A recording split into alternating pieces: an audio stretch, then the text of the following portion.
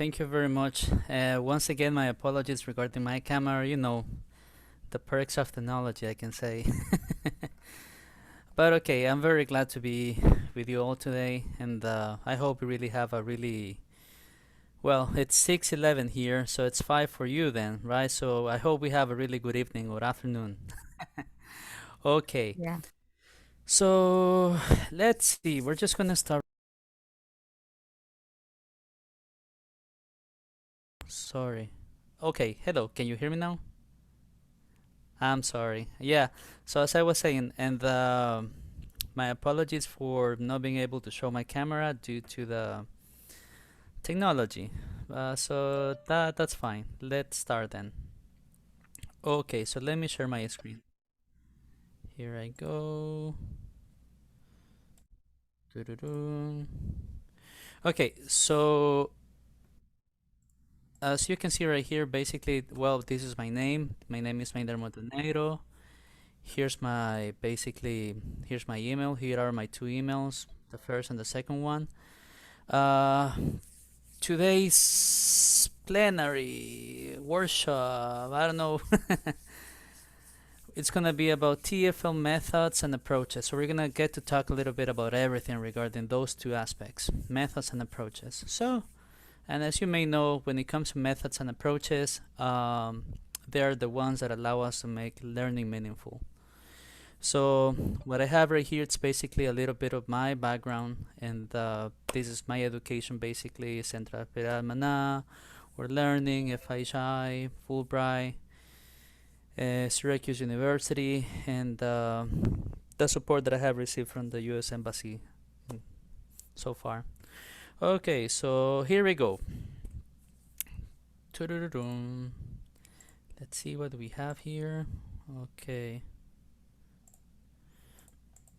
Okay, so here we are.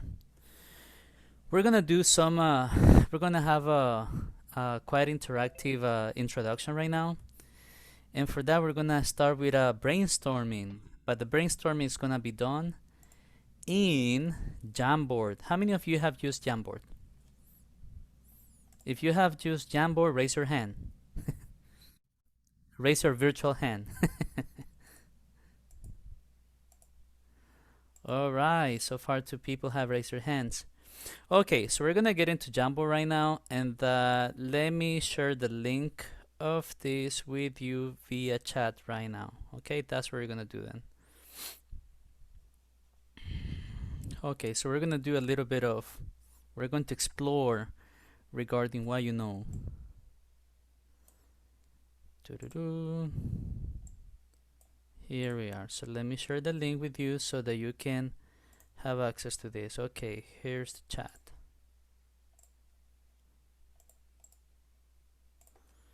Okay, there's a chat. I just placed a link in the chat. Now, please, right now, you're gonna have access to it. So in here, our first task, it's going to be the following. Our first task is going to be the following. List some teaching methods that you know. Now, the way you're gonna do this, it's going to be in the following way.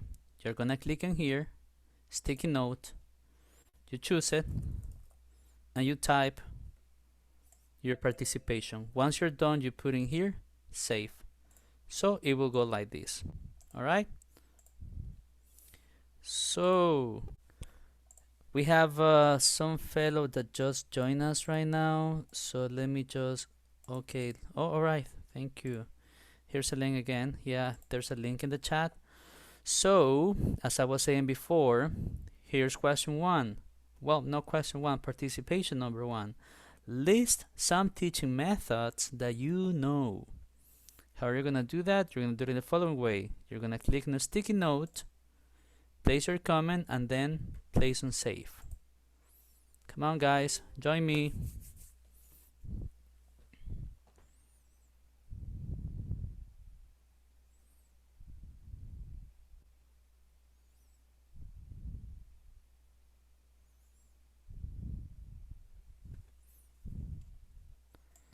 Okay, so as you can see, you can move them. You just click on them and you can move them all over. All right, I need some more volunteers. Come on.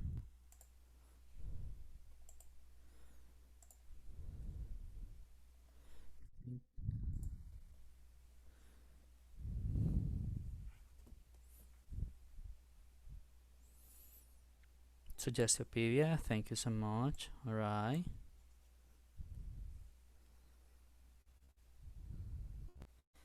A couple of more minutes so that we can continue. Just 2 minutes.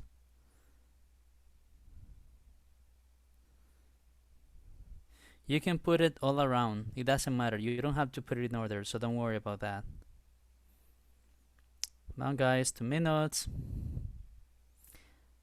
List some teaching methods that you know. Leo, interesting. All right.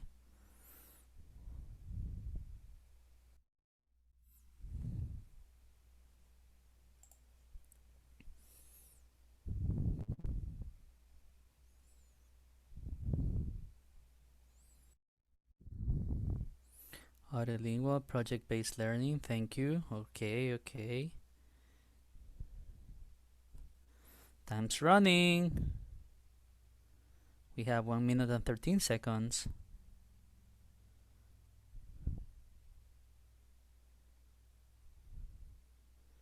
Blended learning. Yeah, I'm sure.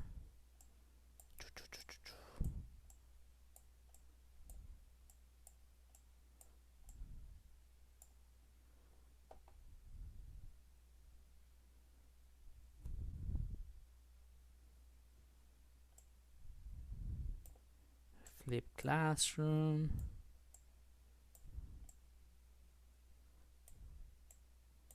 Nice. This is awesome.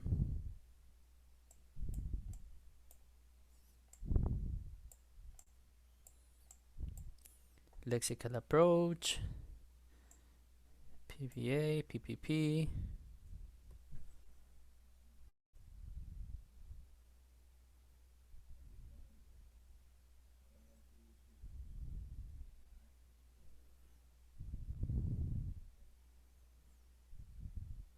And time's out.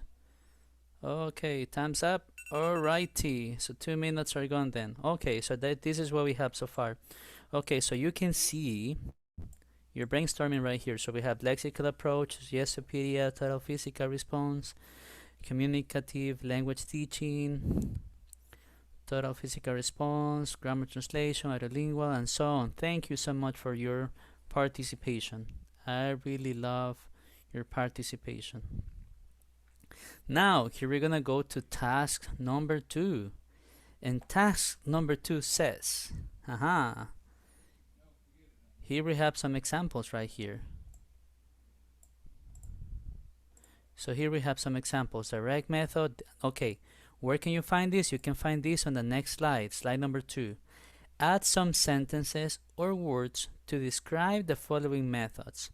Direct method, task project-based teaching, the silent way, grammar translation, TPR, Suggestipedia, communicative approach, autolingual, Khalil or CPI. Okay, so just all you have to do, choose a sticky note again and place one word or one sentence that will describe the following methods that we have right there.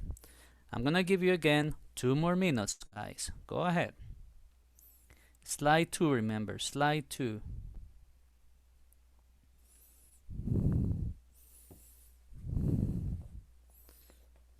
Come on, people, don't be shy. Remember, slide 2, 2 minutes. Add some sentences or words to describe the following methods. That's what we are doing. Slide 2. Thank you, Jimmy. General approach, production method, communicative, context-based learning. Thank you. All right.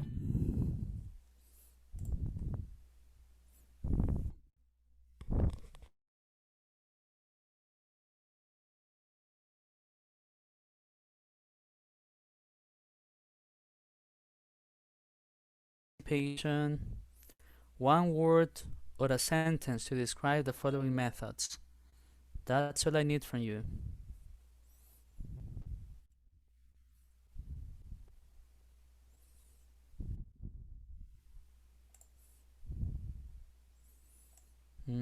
Okay, remember you can move them and put them where they belong to. No words here. Okay.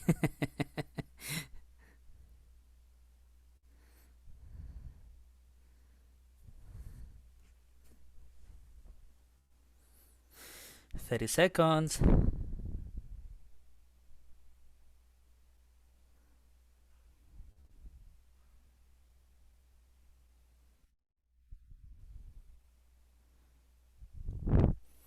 Focus is on this. Okay, come on. 30 seconds. I need your participation.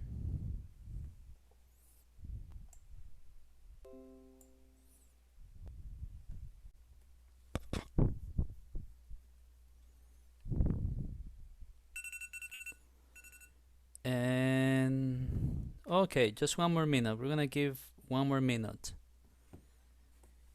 Your participation is really important right here. You are all contributing to this presentation, and that's awesome. Thank you so much. 45 seconds.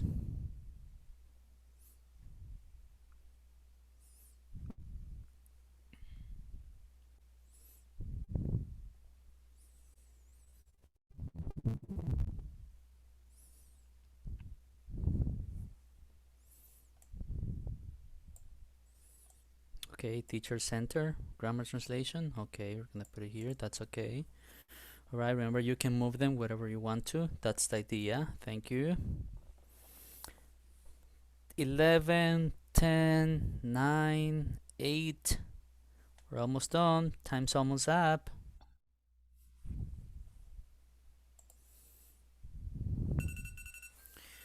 Okay, so time's up. Thank you so much. Thank you so much. Okay. So we're gonna stop here right now. Okay, we're gonna stop here right now. We're gonna go back to the presentation. All right, we're gonna go back to the presentation because now what we're gonna do is that we're gonna have a warm up. Okay, I know that the previous one looked more like a warm up, but when it comes to warm up, we're gonna have a real shaking warm up right now. So here we go. We're gonna do this then. We're gonna play. How many of you have played quizzes? If you have played quizzes before, again, raise your hand virtually. So, how many of you have played quizzes?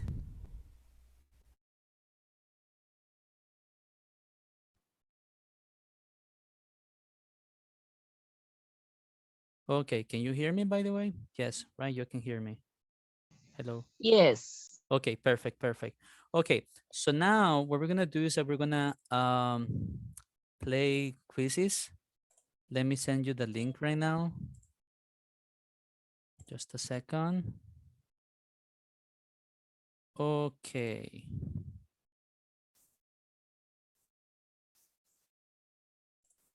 Okay, so here I go. Sorry, I'm not sharing my screen. Okay, so here I am. So now I'm supposed to be sharing my screen. Okay, so this is what we're gonna do. We're gonna get in here.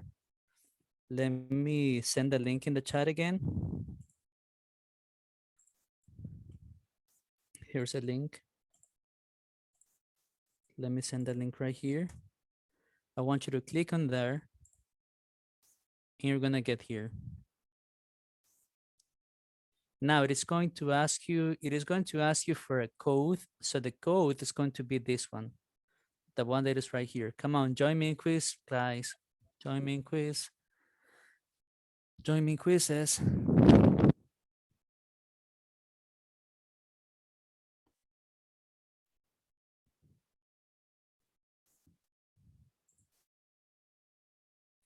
The link doesn't open. Okay, let me send the link again. Not a problem. It's basically join my quiz. That's all you're gonna do. There's one person, there's Jeanette. There are two people right there. Come on, guys, hurry up. There are 3 people there. It's awesome. Okay, there are more. Perfect.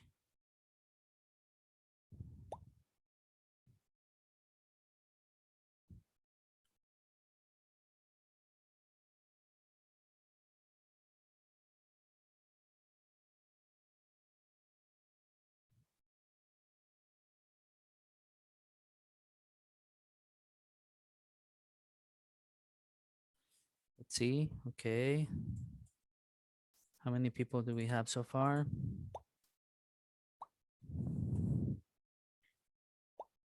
Okay, so far we have 10 people. We have 11.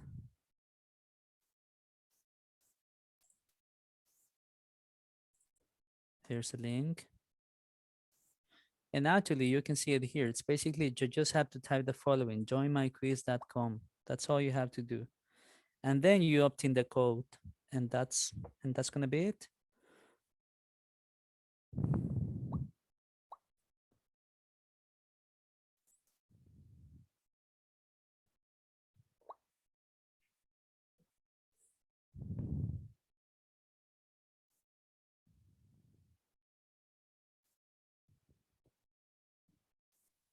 Okay, so we have, so far we have 15 people, which is excellent.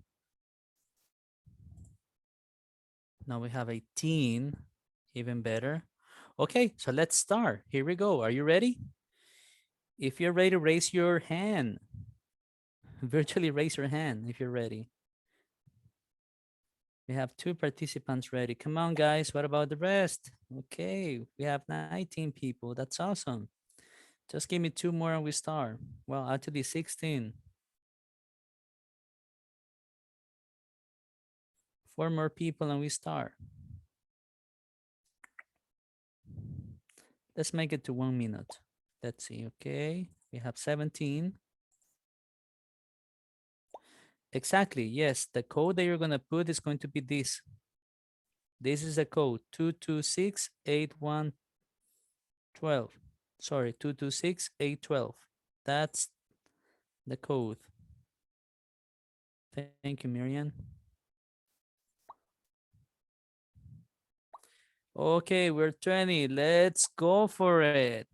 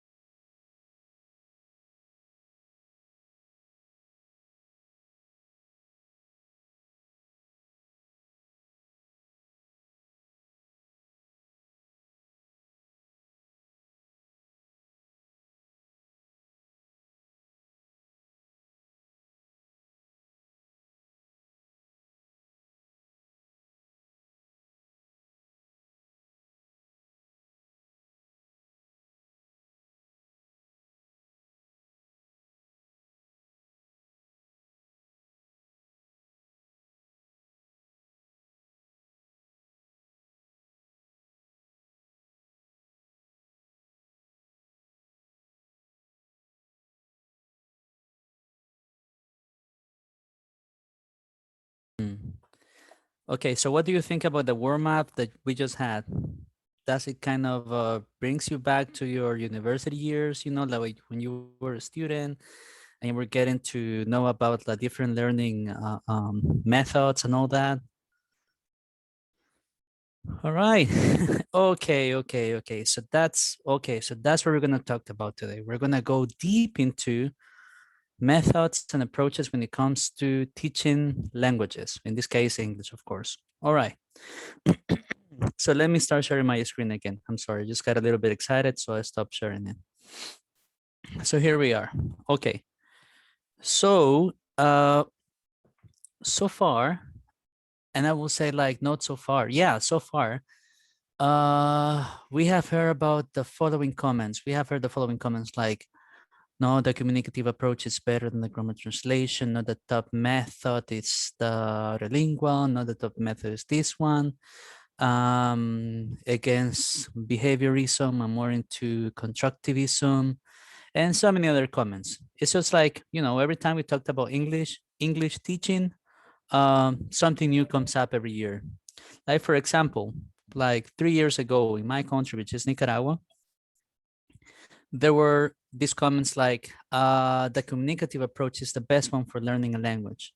But then some other comments arise like, no, but the problem with the communicative approach is that you only focus on communicating and not necessarily on the grammar, and that's a problem. So those were some of the comments.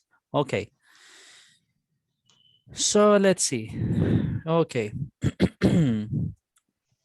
This is just a brief definition of both of them, method application in terms of objectives, teacher and learner roles and classroom activities, and approach, a theory of language and learning, which is, you know, an example is the communicative approach. So what I have right here are just examples of each. Okay. So, so learning is, accordingly to the following experts, a persisting change in human performance. 2, permanent change in a person's knowledge or behavior. 3, an enduring change in behavior or in the capacity to behave in a given fashion. So I'm just going to briefly talk about, I'm going to start from the theories of learning. Whenever we talked about the theories of learning, I'm talking about, can anyone mention an example of a theory of learning in the chat or orally? Theory of learning, where everything starts, where the audiolingual method was born, where the grammar translation was born, where the communicative language teaching started as well. So come on, guys. And that's Learning theories. Let me give you a chance. One starts with B. B by Another one starts with C. Okay, if you don't remember, that's okay. Let's continue with this. Okay, so here we are. Da da da da. Now at the moment of the truth. Let's see, there's a chat. Behaviorism. Thank you. Constructivism. Absolutely. Yes. Conductivism. Yes. All right. And there's one right now that talks about the following. Starts like this: multi what? Okay, we'll see it along the way. Not a problem. There's a chat in here. Moral? Let's see. Okay, so here they are. So we have learning theories, behaviorism, cognitivism, social learning theory, social constructivism, and multiple intelligences. So as you may know, throughout the years, we have been debating whether which one is the best, whether behaviorism or cognitivism is the best, and so with the other ones, right? So we always debate, like every year it's like a trending topic. And this year we're gonna be pro-constructivism, and next year we're going to be pro-behaviorism, and so on, okay? But the point in here of my presentation is to make you aware that there's not a single thing like saying that there is a best learning theory or that there is a best method for language learning. No, they all work together. If you kind of use an eclectic approach in your daily teaching, you will see how your students will benefit out of it. If you ask me how we can do that, well, we're gonna get to see that along the presentation. So I'm gonna just briefly, go back a little bit in time with what you studied in university or some other places. And as you know, learning theories, they basically try to explain how do people learn and so on. Okay, so here we are. So behaviorism, I don't know if you remember this example, the duck and the bell. So when it comes to behaviorism, we have two examples. We have the classical conditioning, where, for example, we have a puppy, we have a dog, and let's say that I show a piece of steak to a dog. So when the dog immediately sees the piece of steak, the dog will start watering his mouth. So that's an example of conditioning, right? And then we have the other example, which is operant conditioning, which is responses made first. For example, you say, okay, guys, right answer, excellent, extra points. You see, so those are two examples of a behaviorism. Um, I'm really sorry if I'm if I'm kind of spitting out, but we just have like about 30 minutes to try to cover everything because we have an next presenter right after me. Okay, so learning is defined by the outward expression of new behaviors. Okay, that's what we have so far. That's the main thing regarding behaviorism. When it comes to the classroom, yes, we have rewards and punishments. Okay. Responsibility for students' learning rests squarely with the teacher and so on. So then we have cognitivism. It actually studies a response to behaviorism. And when it comes to cognitivism, it says that knowledge is stored cognitively as symbols. So in this case, learning is a process of making connections, of connecting, of working short-term memory and long-term memory so that then learning can occur. You see? So it's basically a process of stimulating the short and long-term memory so that learning can occur. That's the main thing towards it.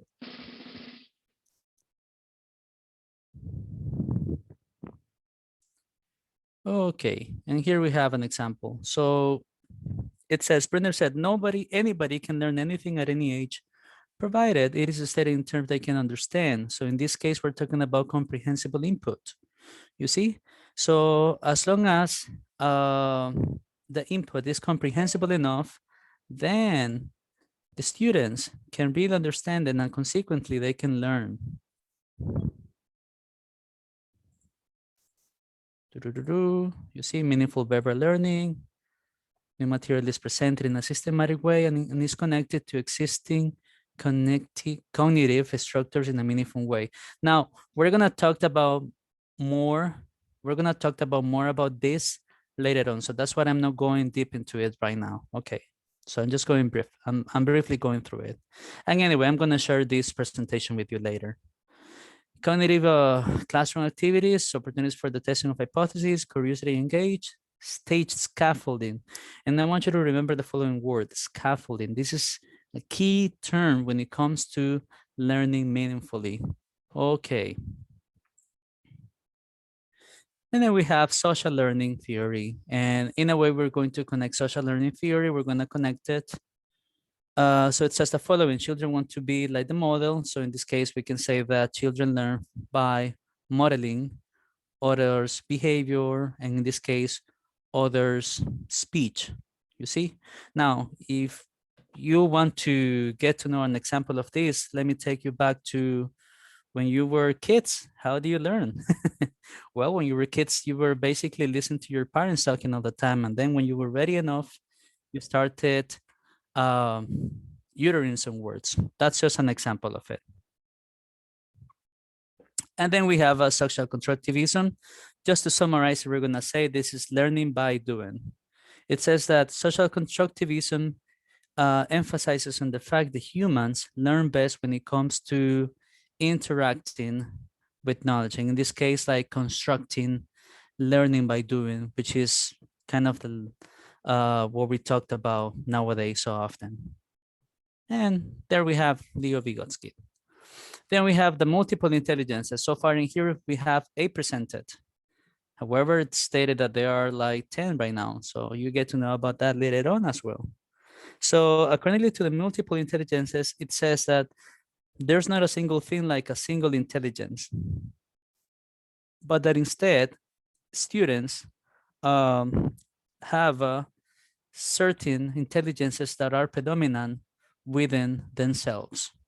So, and this is basically an explanation to the student that is really good in mathematics, but it's not that good when it comes to learning a language, or the student that is really good at learning a language, but not at mathematics. So this is an explanation to that.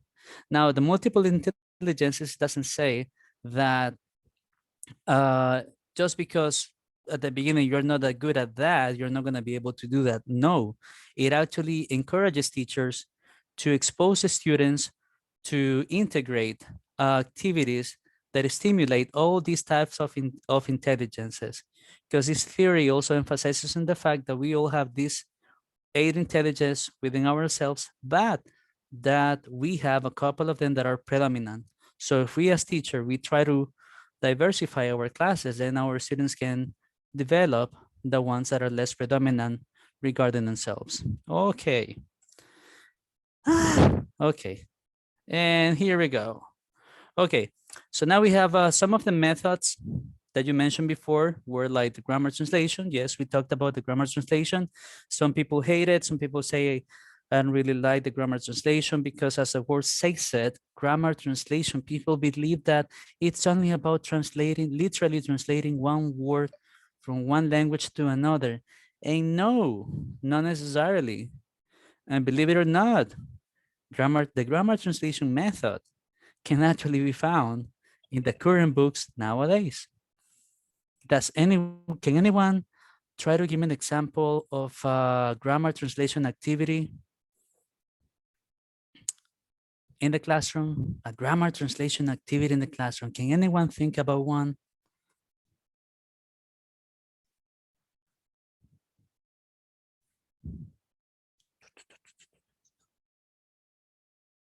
Mm, okay, that's a literal interpretation of it. That's fine. Okay, grammar translation. Just because it says grammar translation, it doesn't mean that you have to literally translate everything right away.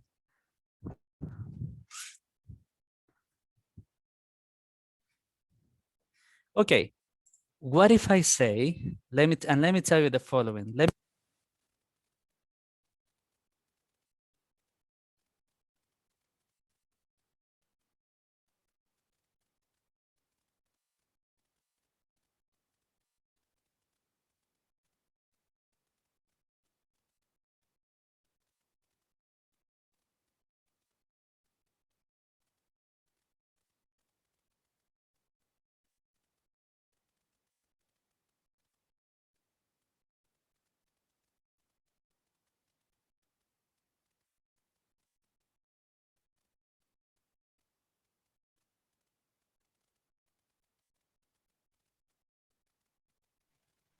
Hello?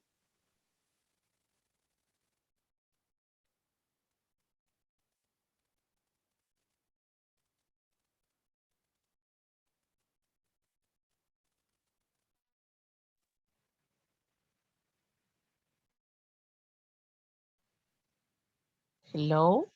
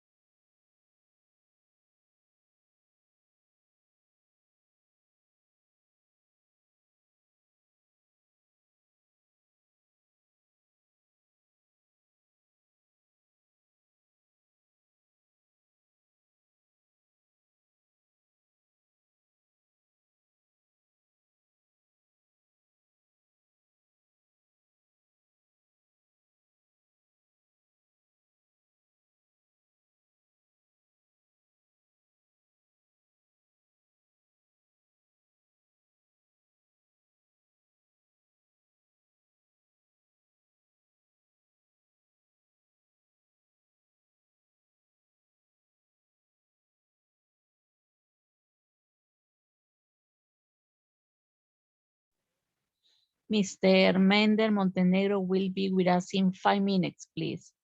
Let's wait. And while he comes back, let's read about methods and approaches. You know, how many teachers are feeling that they are at the university? Because I was feeling that.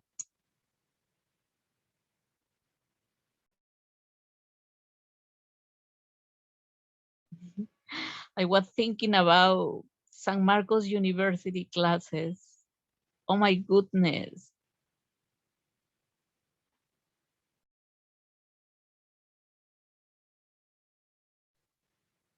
You know, all of us know about those methods and approaches because we use them, but sometimes we forget the name.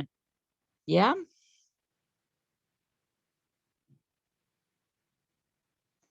And if there are teachers that haven't started at university yet, so this is one of the field of the subject that we study when we are at the university, methods and approaches. For for us, is they are like part of the Bible. How do you feel about this topic?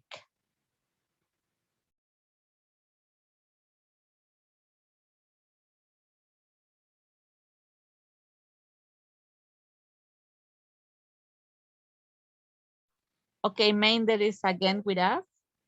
Hello, Mainder.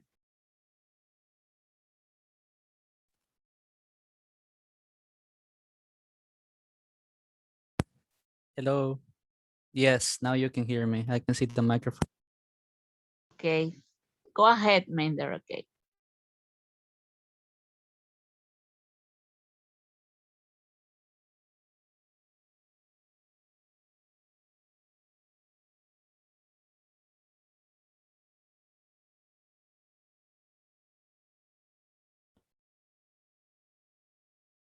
That's what it happened. So what I was talking about so far, I was just briefly talking about the grammar translation. Okay, but the reason why I was talking about it, it's because once again, I want to emphasize that there is no such a thing like a best method when it comes to teaching English, like the best method to teach English. And what I want to encourage you to do is to incorporate, in this case, make use of an eclectic method. And when I say eclectic, what I will say, try to use different aspects, different activities that belong to the different methods. That's my main thing. For example, one of the accomplishments that one of the great things about the grammar translation method, the audiolingual method, even though they are the super dinosaur methods, is that they work on the memory. They work on the short-term memory and the long-term memory. So they reinforce that. And guess when is it that we need that? When do we need that? Okay, when we're learning a new word, when we're getting familiar with a grammar topic, we need our memory to be able to remember whenever we want to put into practice what we learned in the previous classes. And this is where the dilemma of fluency versus accuracy comes up. But when I say that it comes up, it's in the sense like, if we use these methods properly, then when it comes to having students communicating, their language production is more accurate than would it be without these two methods. And let's just go back. Let's just go back to the first stage in the class. Okay, we're introducing vocabulary. What do we do? Let's say that this is an A1 level. What do we do? Students don't know how to pronounce the words. So we pronounce the words, students listen to it, or we play an audio, students listen so that they get familiar with the pronunciation of the word, and then they repeat by, let's say, practicing with one another. Again, isn't it this audiolingual? Yes, it is. So then if I ask my students to find synonyms, antonyms for certain words within a text, that is grammar translation. If I ask my students to use the proper structure, okay, let's say, all right, guys, I want you to put in order the following words. That's grammar translation. If I then ask my students, give me some sentences using the simple present, that is grammar translation if I'm asking to write in it. You see? So these two methods are in the early stage of our everyday teaching, and they shouldn't be neglected. All right? Okay. So this is an activity that I actually did in one of my methodology classes. Here we have some examples of activities that belong to the following methods. And once again, I am here encouraging the idea of using an eclectic method when it comes to teaching. Suggestopedia, yeah, Suggestopedia is fantastic. It's Thanksgiving. What is the best way to teach about Thanksgiving? Well, we get to learn about the vocabulary if we get to experience it. Let's say that we have the turkey, we have the gravy, we have the whole classroom decorated, just like a Thanksgiving day. Total physical response, okay. We play Simon Says, we move around and all that. What are we doing? We're interacting with the language. So once again, these are just examples of multiply integrate all methods within our classes. Okay, so let's continue. Okay, and I want you to think about the following whenever you think about your students. We have two metaphors right here, and I brought these metaphors because they were really meaningful. They have been really meaningful to me in my path of learning and teaching. So we have the first metaphor, and then the first one says, learning another language is by this method is like constructing a wall. The bricks are not in the correct order, the wall will collapse. The organic garden, the linguistic flowers do not all appear at the same time, nor do they all grow at the same rate. So I'm going to ask you a question. So we have the brick wall metaphor and we have the organic garden metaphor. We're going to call the brick wall the metaphor number 1 and the organic garden metaphor number 2. So in the chat, I want you to tell me which one do you think is best? 1 or 2? 1 being the brick wall and 2 being the organic garden. Come on, please give me your answers in the chat. Which is best?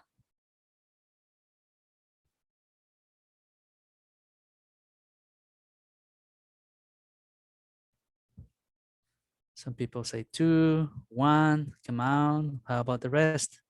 2, 1.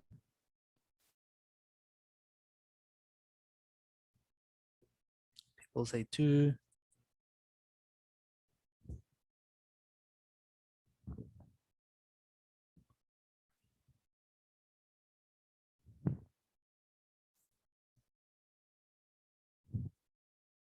And that's great. It's a split decision. Okay, so I want you to think about these two metaphors again by the end of the presentation. And there's something that you're going to find out about these two metaphors. All right? Okay, so what do you think is something that hampers students' learning? Is it a problem with the textbooks or the type of the exercises? Are the students offer diverse ways to participate? Is assessment in the classroom diverse? I want you to think about these 3 questions that I have right here and start reflecting on it. Do you offer a diverse, do you offer a variety, a variety of way for your students to participate in class? So if you ask a question and one student doesn't participate orally, what if you also offer another way to participate, like writing something on a piece of paper and raising it? You see, just like right now, you see, I'm giving this workshop, and how are you participating? Some of you already participate orally, and some others are participating in the chat. So what am I doing? Offering diverse ways to participate. And this is something that I want you to keep in mind. Try to always offer your students diverse ways to participate. And just remember, not all the flowers blossom at the same time. And not all the flowers are the same as well. So that's why we need to offer diverse ways to participate. Then we have the third question that says, is assessment in the classroom diverse? And I want you to think about the following. How many times as a very last project you have asked your students, okay, but as a very last evaluation, you have told your students that they're gonna take a test. What if you will offer three options? Okay, a test, a presentation, or role play done in the classroom. You see 3 ways to be assessed. Don't you think that the students will have more chances to choose one that actually best meets their characteristics? Food for thought. Think about that.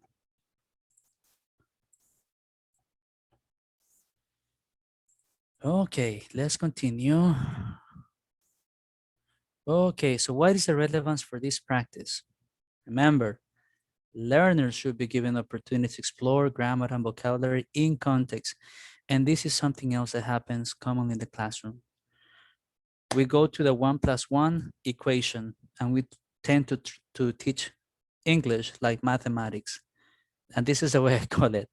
But instead, what if we actually expose the students to, let's say, to a reading where the grammar is there? That will be teaching grammar and vocabulary in context. What if we actually, if I present a listening, a conversation between two people, and there is the grammar and vocabulary they want to teach on that day, and the student just try to get it from there. But then you're gonna tell me, teacher, but what if I'm not able to find a listening accordingly to the level of my student? Simple. You can get other teachers and you can do it, and you can record yourself and present it to the students. That's also that's a listening. Next, should we neglect and totally avoid exercises involving repetition, manipulation, and grammatical transformation? And I want you to answer this question with yes or no. Should we neglect and totally avoid exercises involving repetition, manipulation, and grammatical transformation? Fill in the blanks, complete the text, matching, finding the meaning of words by context. And thank you. Some of you are saying, no, exactly. We should not do that. This is basically like the practice stage where students are realizing, finding out if they are able to manage, if they are mastering what they are learning. You see, so it's the practice stage. And the practice stage is the one that is totally needed if we want our students to produce properly. And when I say to produce properly, I will say accurately. Now, of course, you shouldn't expect like sometimes that all your students in your class will produce accurately by the end of your class. Some students might take 2 days, 3 days, or so on. Just remember, students are different. Um, and since they are different, you need to expose them to different types of input so that you can target other characteristics.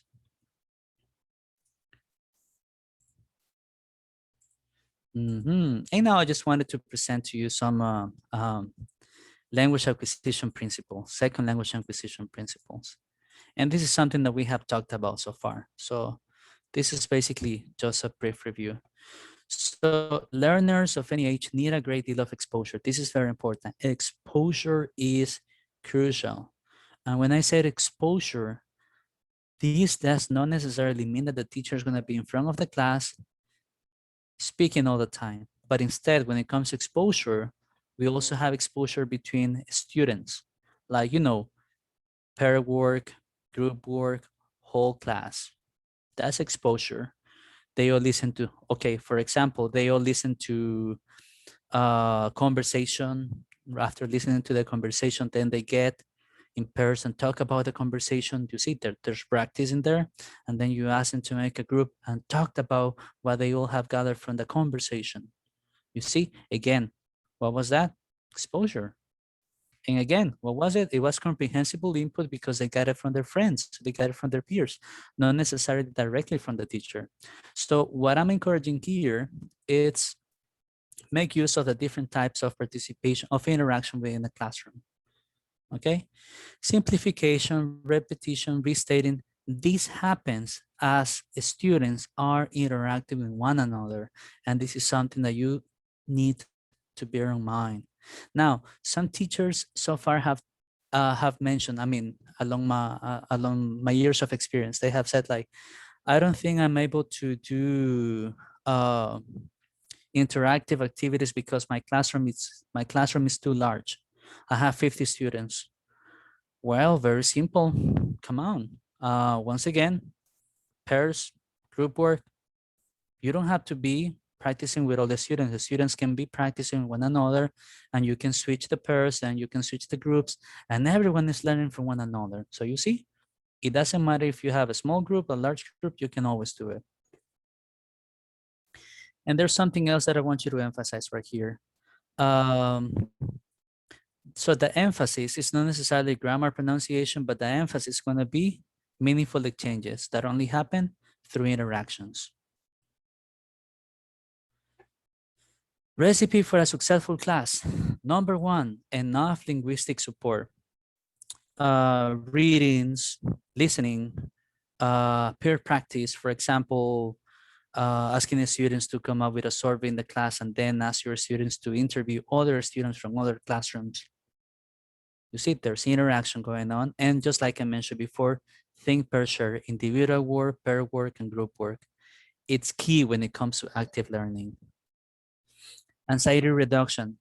The level of anxiety actually it's highly decreased when the students are interacting with one another rather than when the students are interacting with the teachers. And that's very simple. How many of you ever went through the following situation? There was your teacher. Okay, let's do a dialogue. Okay, I start, you continue. Just imagine.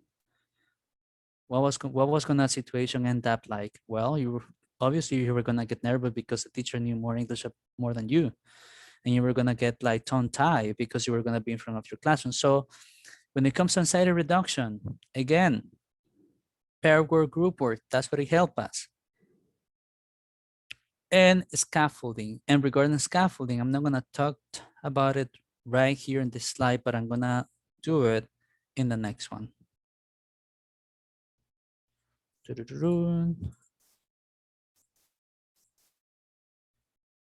Okay. In order for scaffolding to be able to be done in the classroom, first you need to start with something that is relevant to students. Activate previous knowledge. And that's a principle that most of you have heard about it. If it's not meaningful to you, if you cannot recall it in your L1, then that will be more difficult for the students to understand it. All right. So if our topic of the class is to talk about daily routines, what is the best way to do it? Well, talk about your daily routines, guys.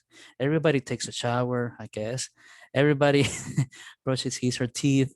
Everybody does homework. Everybody works and so on. You see? Now, in here, I'm going to make emphasis in the following. Uh, and there's, again, a metaphor regarding scaffolding, and I want you to pay attention to this metaphor. Look at this. It says, in the work construction, scaffolds are the temporary structures that provide physical support to the workers and help them reach the work areas they themselves could not. So in this case, scaffolding, it's about starting it's about moving from um, simple activities to complex ones and not vice versa. And here goes my question. How many activities do you think that you can carry in a 45 minutes period of class? And I want you to try to answer that question in the chat right now. How many activities can you carry out in a 45 minutes period of class? Just give me numbers, 3, 4, 5, 6, 7, 8.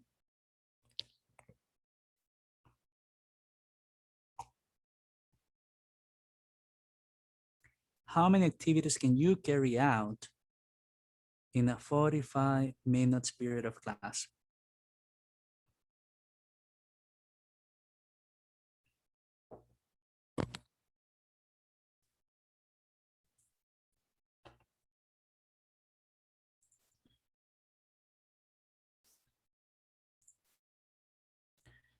Okay, you can carry actually 7, you can carry 6, 7, 8, even 9 activities within a 45-minute period of class. If you're wondering how, let me tell you how. Sometimes as teacher, and correct me if I'm wrong, you say, okay, activity number 1, students are going to write sentences. Students are going to write 20 sentences. First 20 sentences is going to take them about 20 minutes. And then you say, students are going to make a dialogue of, students are going to make a 10 lines dialogue. A 10 lines dialogue. A 10 lines dialogue, that's going to be again like 20 more minutes, so only 2 activities. So what do you do about that? Well, micro activities. Instead of 20 sentences, 3, 4 sentences, it's fine. Okay, let's see, let's pose a student to a matching activity. Match the words with their meaning. 5 words, it's very simple, only 5 words. Then fill in the blanks, 5 exercises there, very short. Then make a dialogue, a very short dialogue, maybe 4 lines, you see, and so on. In what way does this help you? Well, it helps you in the way that it keeps your students interested in the class. As their attention span, it's being restarted every time they are moving from one activity to another. If you start doing this, believe me, you're not going to have behavioral issues in the classroom because your students' attention will be switching from one activity to another in short period of times. Of course, as I said before, micro activities are 5, 6 minutes long activities. And believe me, they work well. And again, scaffolding from simple to complex. The reason why they are called simple is because students shouldn't take more than 5 minutes to be able to complete them. All right? And again, it's introduction and practice. And of course, the production part will be the one that will take them more time, probably like 10 minutes. But let's see. So sometimes as a teacher, I've seen teachers that want to comply with, want to achieve 5, okay, 3 objectives in the class. No, just one objective in 45 minutes. I mean, it's better quality than quantity. Think about it. If you're teaching simple present, just teach affirmative sentences. You don't have to teach negative, interrogative, and etc. at the same time. No, scaffolding. Okay, I think my time is about to end. Less is more. Thank you, Glenda. Nice to see you, by the way. Okay, so that's what we have so far regarding scaffolding. Now, if you send me an email, I can absolutely share this presentation with you all. And again, something that has really worked for me, and that's what I'm sharing it is task-based learning. In most of my classes, I always use task-based learning. That is like, for example, sometimes at the very last, as a very last activity, or as a continuum of the previous class, I made my class to be totally spent on coming up with a project that the students enjoy. You know that when it comes to working on a project, all projects require several stages for it to be completed. Research, agreeing on how to do it, then implementing it, and then presenting it. So you see, that's constructivism, that is learning by doing. And there are my references. And I'm sorry for the for the technical problems that we had. I'm sorry because I mean I couldn't interact as much as expected, but due to the technicalities, as I was saying before. So it's been great. It's been great being here today. And if you have any questions or you need to, or do you need me to send my presentation, don't hesitate. I'm more than welcome to. Okay, so I'm just going to. MEINDERT, I have a question for you. Yes. When you talk about the eclectic method, you were referring to the holistic method too?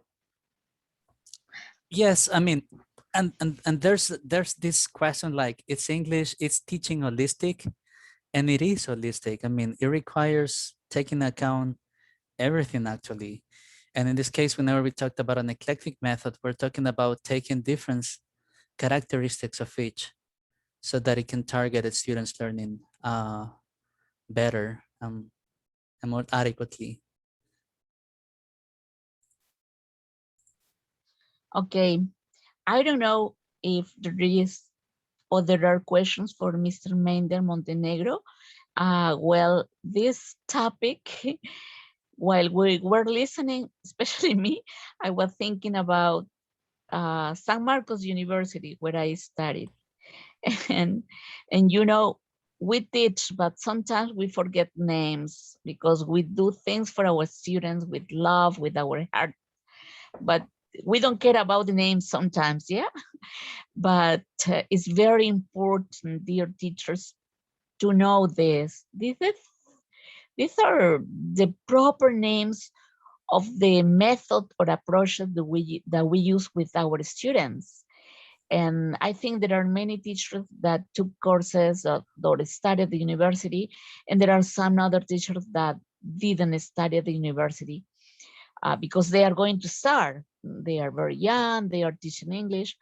And this is very, very important because theory, I think theory is the base of everything.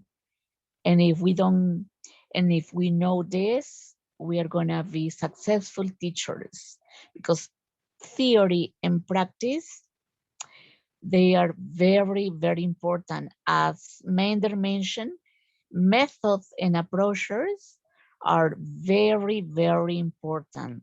We need to take a piece of a tiny thing from each of them. And our classes will be amazing, creative, not boring. Yeah, because we don't need teachers like repeat after me or listen and read or translate. No, we need many, many activities. And those activities are based in the methods. So we need a variety, diverse activities. I don't know if you have any opinion, dear teachers, but Mender, we are very happy. I am very happy because I was refreshing and remember and thinking about San Marcos University. Okay, dear teachers, if you have any question to Mr. Montenegro, oh, thanks again, Mender. Thanks again from the bottom of our hearts. Okay? You're welcome. And we need the presentation, Yeah, let me see if I because can send it right now. I think I can send it yeah, now. So you'll have it in the chat so everyone can then can download it. yeah, I took some pictures, but we need to see the presentation and read and think about and reflect of our teaching, because sometimes we feel that we are the king of the jungle and something is missing in our classes. We need to season our classes every day, even if we have the same group, the same class, because all students are different, as you mentioned, and some teachers wrote in the chat. Students are totally different, and we need to understand them, and we need to facilitate good activities for each student. Okay, Absolutely. thank you. Yeah, thank you, Mender. Please, I think teachers, I'm gonna read the chat. Thanks a lot. Thank you, Mr. Montenegro. Miss, I have a question. What is the difference between task-based learning and project-based learning? Please. There's a question from Carolina Enriquez.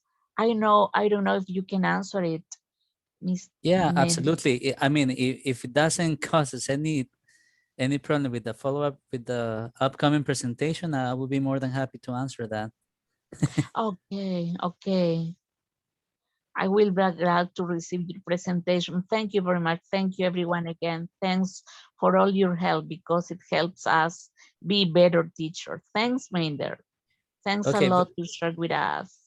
Okay, Okay. Carolina, very simple. PBL, well, it centers on the learner, all right? And when it comes to task-based, it's about the whole lesson thing, basically. But you know what? It's just like CBI and CLIL. Everybody talks about CLIL and CBI, and they kind of share the same principles. So the same in here, project-based and task-based, they both focus on learning by doing. I will summarize it like that. So we can have another presentation maybe in another day, You're Mender, welcome. because Okay. we studied these topics at the university in 2 cycles, sometimes or 3 cycles. Mm-hmm. It's it's a hard topic and we need a lot of time, but you compromise everything. Thank you, Mender, again, Thank you so much, and you're and welcome. for your time and energy. We will be waiting for your presentation. I Okay? just send it in the chat, so everybody now has Yes, access to it. thank you. Or All maybe to right. my WhatsApp or email. Thanks Okay, again, absolutely. Mander. You're welcome. And thanks, teacher. Right now, we're going to continue our presentation with Miss Marisa Huacho. Okay? Is Marisa here? Yes, of Yes, course, I'm here. yes, of course. Hi. There. Thank you, Hi, Marisa, everyone. Nice in to see everyone advance. here. Yeah. Okay. And Yeah. let me introduce you to our dear teachers, okay? So Ms. Marisa Washuk will cover the topic successful practices for synchronous online lessons. Ms. Maria Isabel Huacho is a highly experienced teacher and teacher trainer. She specializes in EFL methodology, business English, and ESP, as well as being a Cambridge speaking examiner. She has finished her MA TEFL studies at University of Piura and holds the FTVE, TKT, CPE certificates. In addition, she is a frequent speaker at local international conferences organized by IATEFL and TESOL affiliates. She currently works as an online business, English, and ELT methodology trainer. Her professional interests include soft skills and ICT. So let's welcome to Miss Marisa Huacho. A virtual Okay. applause for her. A virtual applause. That's okay. Thank you. Well, first of all, don't worry, Mainder. So then I was here enjoying your presentation. So then no problem that you took some a little more time. That's okay. So I'm happy to share with everyone here. And before starting, I would like to say to the audience, not to our dear teachers, that my presentation is basically very active. So that is the idea in the sense of I need you to participate. So if you have cell phones available now, okay, or if no, that's okay. You can also use your computer or the laptop you are using, because I will be sending a link, okay, in the chat. So you can participate. We can share the answers and some ideas for it, okay, with all the people, all the audience, okay. And well, so then be free to ask me if you need to make any questions during the presentation. You can just, okay, maybe raise your hand. Remember, you have the options. We have to start using our emojis, our emoticons, reactions. So just raise your hand and I will be happy to give you a moment to. And if you prefer, also you can do them at the end. Okay, so then as it is better for you. So thank you. Now, well, I will start sharing my presentation. Just give me a second, please. Okay. You see it? Yes? Please thumbs up. Give me some, okay? We need to remember, we need to start to interact. So that is very important in this virtual. Remember, my presentation is synchronous online lessons. So then when we are doing this, our classes online. So please, let's try to keep this spirit of interaction. All right? Okay, let's see. Okay. Okay, now I think it is so. Please, just Rosanna, can you tell me, can you confirm you can see this, the PowerPoint presentation? Yes, it's okay, Marisa. And now we are moving, right? Yeah, because sometimes it happens that when I move, it freezes in the first one. Is it fine now? Can you see the agenda? Yes, yes. Okay, It's perfect. clear. Yeah. Okay, so then let's go on. Well, the agenda for our session today has basically 4 sections. So then the topic introduction, we are talking about the current teaching situation. It's just one slide, very brief, because it's important to have like a reference, a background. Then we will continue with the strategies I want to share with you successfully for me. And I think it can also apply onto your own contexts with some maybe you need to adapt, but yeah, they will work. And finally, we have a revision and Q&A if you have some questions, okay? So let's start. Okay, the first part is this, I told you about an interactive activity. So what I'm going to do is I have 2 questions for you. So to answer the questions, you only need to click on the link. I'm going to share the link now in the chat. Just give me a second. Oh, sorry. I'm moving. Okay.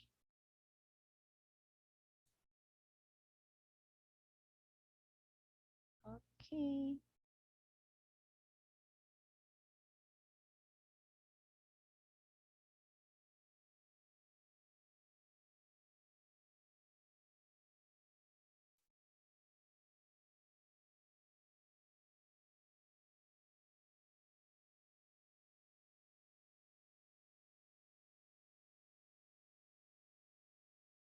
Very hi, everyone.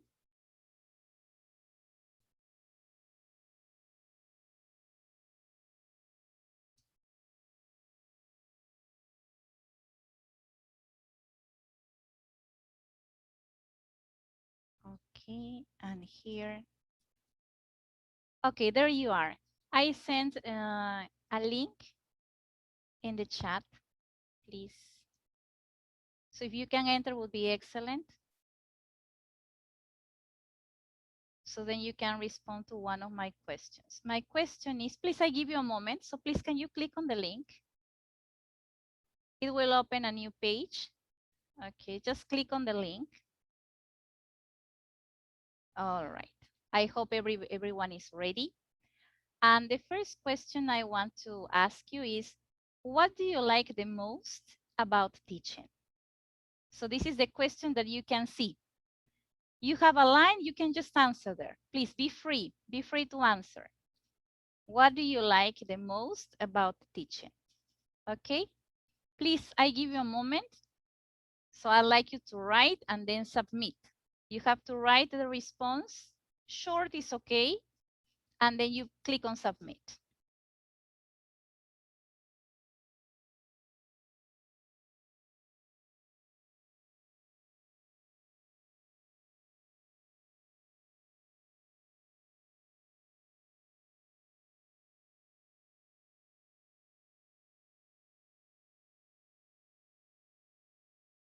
Now you can see your responses, right? I am sharing your responses here on my presentation on my screen. Okay, that's so nice because we can see some words being repeated. So then we have similar ideas. Okay. So if you notice till now, the word that is there, I mean, very, very active student, it is very big and in the middle. Great. Okay, we keep having more responses. Excellent. Well done, teachers. I like when people interact. Love it, really. Okay, good. So it's still moving. That means that people keep writing. Great. Okay.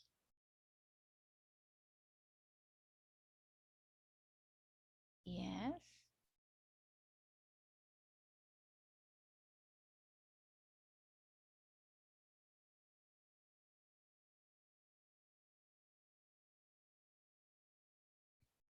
Okay, something happened. Okay, I think add a notation. Okay, so that's okay. Okay, we stop here. Thank you very much for your participation. Okay, here we are. So then we have here like words like the goals, the learners, teachers, the knowledge, the faces. I love that, the faces. I mean your students' faces, right? The reactions. Okay, lifelong learning, I guess. Active, the word enhance, make it better. Okay, thank you very much. Okay, so now everybody can see here through this tool, right? So we can share the ideas and we can see all at the same time. Great. So now we are moving into the next part of the activity.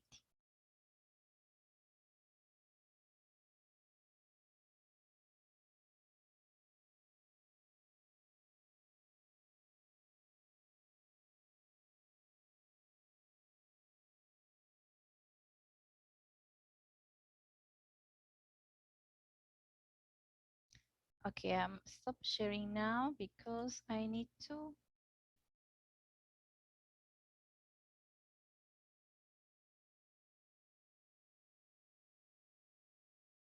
move to the next question because I have one more activity. Okay, thank you. You keep writing. That's great.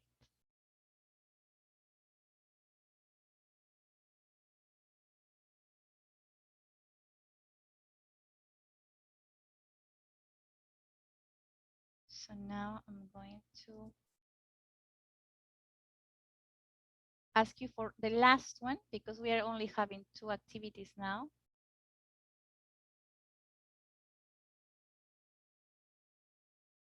Okay.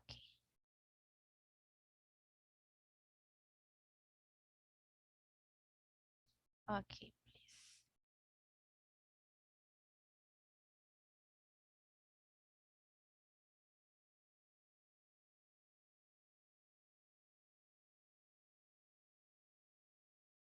Sorry, there was a line down here. I don't know what to. Okay.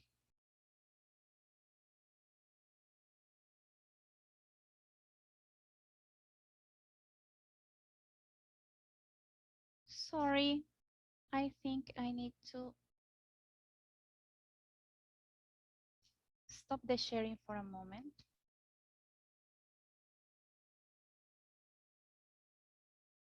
Yeah, now yes. You can please enter into the same link and now you have another question. Yeah, can you confirm? Yes, yes. Thank you very much. Thank you very much for helping with the, yeah, I did it. Thank you for the notate. Now, what is on your bucket list, it says? Thank you, Jessica. Thank you. Okay, now you have another one. Please enter to the same link and you have the last question. And the question is, what is on your bucket list?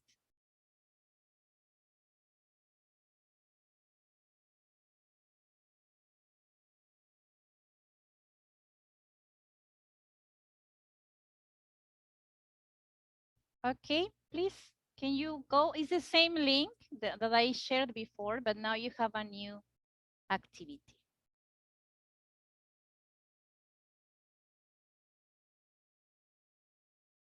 Okay, here we are. So I'm going to share with you your responses.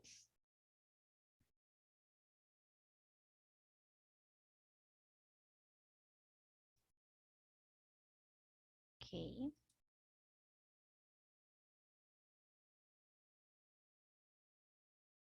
Okay, now this is in full. You can see, please, you can see what people are writing now.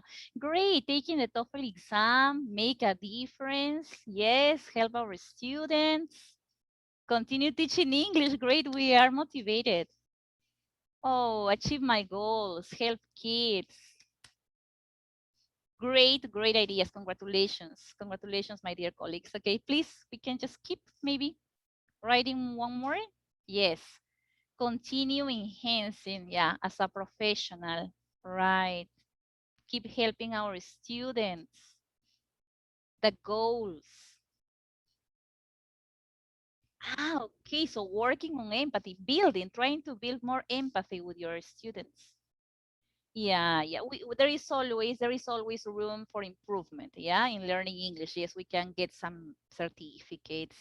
Yeah, be a TESOL member. That's a good idea. Now here you are in this great group. Okay, Peru Tech. So that is also an interesting way to enhance your all this ELT community, right? happiness, innovating my class. Please read with me because everybody's looking at this at the same time. So you're reading your other colleagues' ideas. That is nice. Happiness, continue improving our language.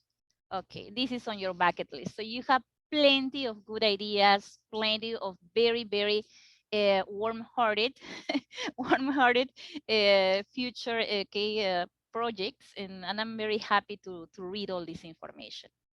Oh yeah, look, neuroscience. Yeah, now the topic of neuroscience applied to learning. Okay, yeah, this is really helpful, yes. So we can learn and we can have more information on how people learn, how brain learns, and it helps us to adapt into ELT. All right, very good. So interesting. Okay, thank you very much for this. So here we have our picture of the bucket list, and now we'll look for another ways of teaching. Okay, yeah, yes, okay, great. So thank you, my dear colleagues. So now we are moving. Okay, thinking, where is my bucket? Okay, please. Okay, I will stop sharing this because I think most people, okay, have already written. Look, I'm just want you to take a look because maybe the first ones you couldn't see them because I wasn't sharing, but look, here we have a lot traveling around the world. Wow. The TIC skills, yes. Love, oh, nice. Okay, so now we return. We return to our presentation. Thank you very much for this short moment to share. Okay, and now we go back. So here it is. Okay, so now we continue with our presentation. And after this moment of participation, we return to our work. Okay, so before starting, I would like to share with you something that I consider is very important, not only in teaching, but in our lives as human beings, as part of a family. So it is always important to start by making some analysis, some kind of reflection of what is happening and what will happen, what we can do now, what are the positive or the maybe not very positive things. So you know what is the meaning of SWOT? I would like you to write in the chat if you know, if you're familiar with this acronym, SWOT. SWOT. SWOT. If you're familiar, please write in the chat what is the meaning of SWOT. Okay. Okay, Rosaura, thank you very much. That's strength, weakness. What about the O and the T? I'm going to write here the acronym I am referring to. So I'm writing here in the chat. I am talking about SWOT. yes, yes. Okay, yeah, good. We have strength, excellent, weakness, yeah, weaknesses, opportunities, and threats. Okay, thank you. Well, we are going to have more information about this. If you haven't seen it, okay, it's opportunity to have that. Okay, and we move. So here. Okay, here you can see my presentation, the SWOT. There you have the answers, strengths, weaknesses, opportunities, and threats. So then whenever we have a problem, whenever we have maybe something to solve, right? It is very useful to have this kind of tool because we can assess and we can see what are the good things that we have, how can we improve, etc. I plan to share, this is something that I created, according to my personal experience, but I think most of you could be related about the current situation that is, well, all this pandemic happening and how it has affected to our area, right, to teaching. So I start mentioning or sharing with you some information about the strengths. Okay, so this is so far what I consider some, there are many more. I guess that there are a lot more, but this is what I have tried to reduce, yes, in my case. So the strengths we need to be aware is that we as teachers, we are creative people. we are very resourceful. We always find a way, even no, if maybe we don't have the right tools or the right machines or anything, we always find a way. That is our strength. Okay. I think Peruvian people in general are like that, and this is something we need to be proud of. The second one, teachers, the vocation of teachers, no? This inner state of you want to help, you're willing to help all the time, adaptability, being flexible. Another thing that is very positive is that now we can be part of active ELT communities, like for example, Perutech, right? So then there are these communities that have been built around this pandemic, and they are helping us. They offer spaces to colleagues, to different teachers, so then to have these moments and we can be together, we can exchange ideas, etc. And also we have access to worldwide ELT events because we have these ones in Peru, but we have also free ones in other countries. So then before, imagine, no, to get a ticket, it was very difficult, very expensive, but now you can have them. So it's just a matter of checking maybe Facebook, checking social networks, and then you can find them. Okay, so then this is about the strengths. Then quickly I continue. We have also threats, no? Something that can be like a menace for our work. Sometimes the overexposure to information. I know that last year a lot of teachers, including myself, we were thinking too much about the tools, the websites, the platforms, and sometimes we get overwhelmed because when we have access to too much information, this is the result, right? So sometimes we feel like, what can I do with all these tools? I don't know how to use them. Is it bad? Is it good? Am I a good teacher? So all these kind of questions. And it had obviously impact on our emotional well-being, right? Too much stress, high levels of stress, okay, maybe some less hours to sleep, and sometimes the motivation decreased. But this is only the threats. It doesn't mean that we cannot do something to solve them and to do it, okay, and to overcome them, okay?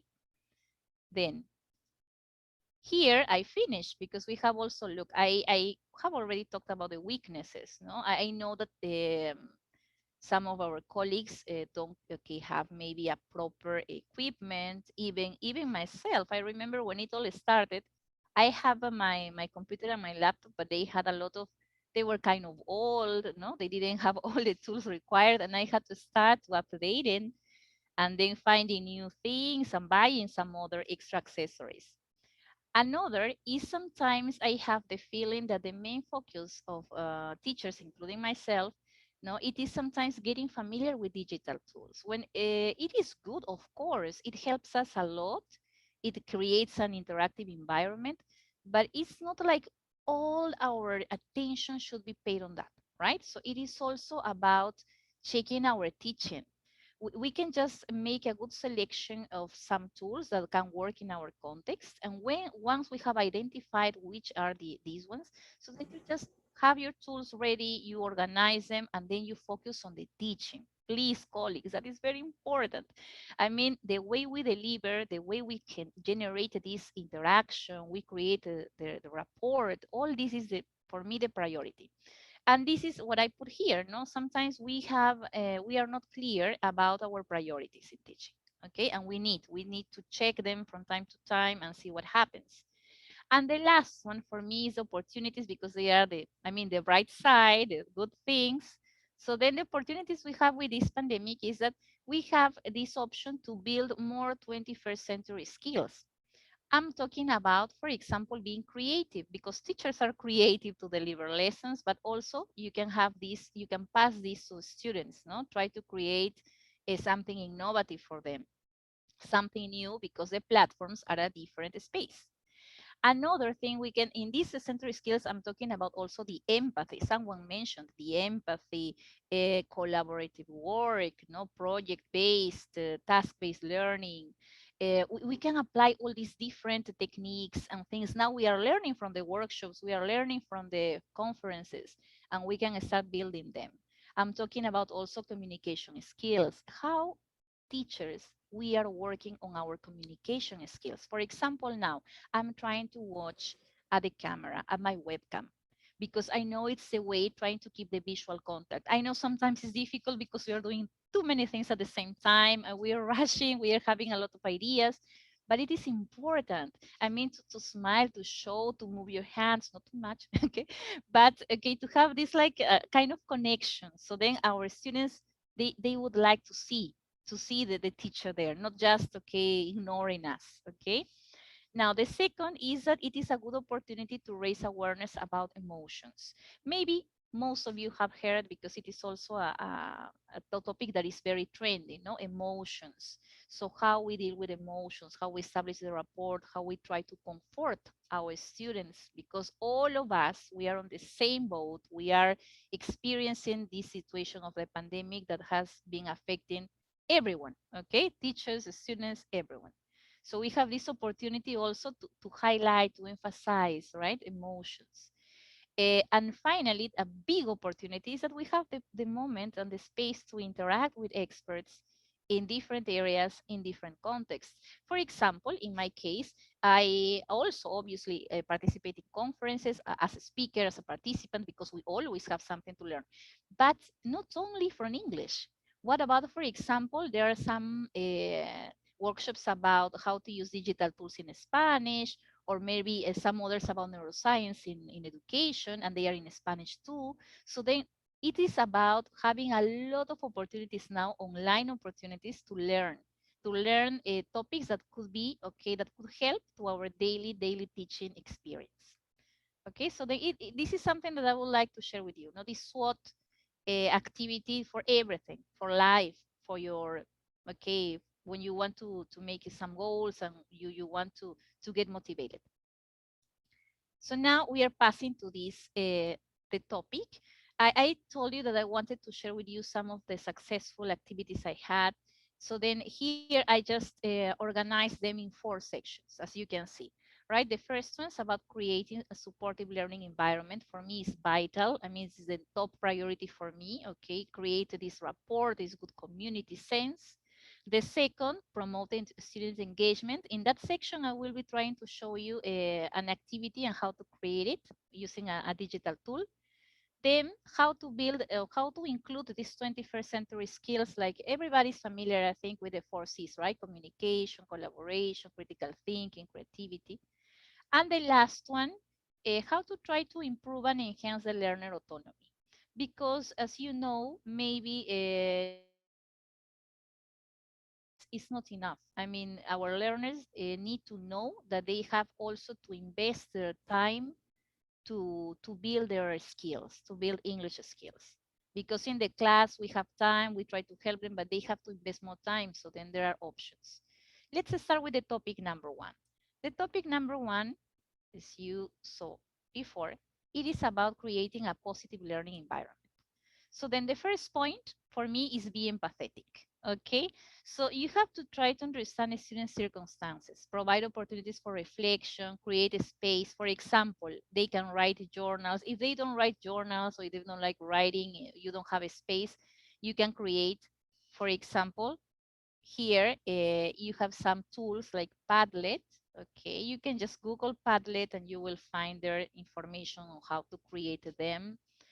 Or you can ask questions at the beginning. Today, for example, we started having a question. The question was, what do you like the most about teaching? In this case, I chose this question because we are all teachers here. So then it is something that is part of our lives. So you can start maybe with one question related to their lives, to their likes according to the age, etc. Something that is very, okay, here I'm having one more person.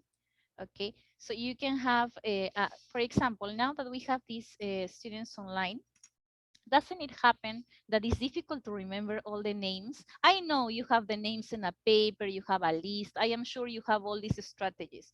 But I want to share something that has worked for me. Look, here maybe you can see, I am showing you some slips of paper. They are 3 slips of paper. They are made of cardboard.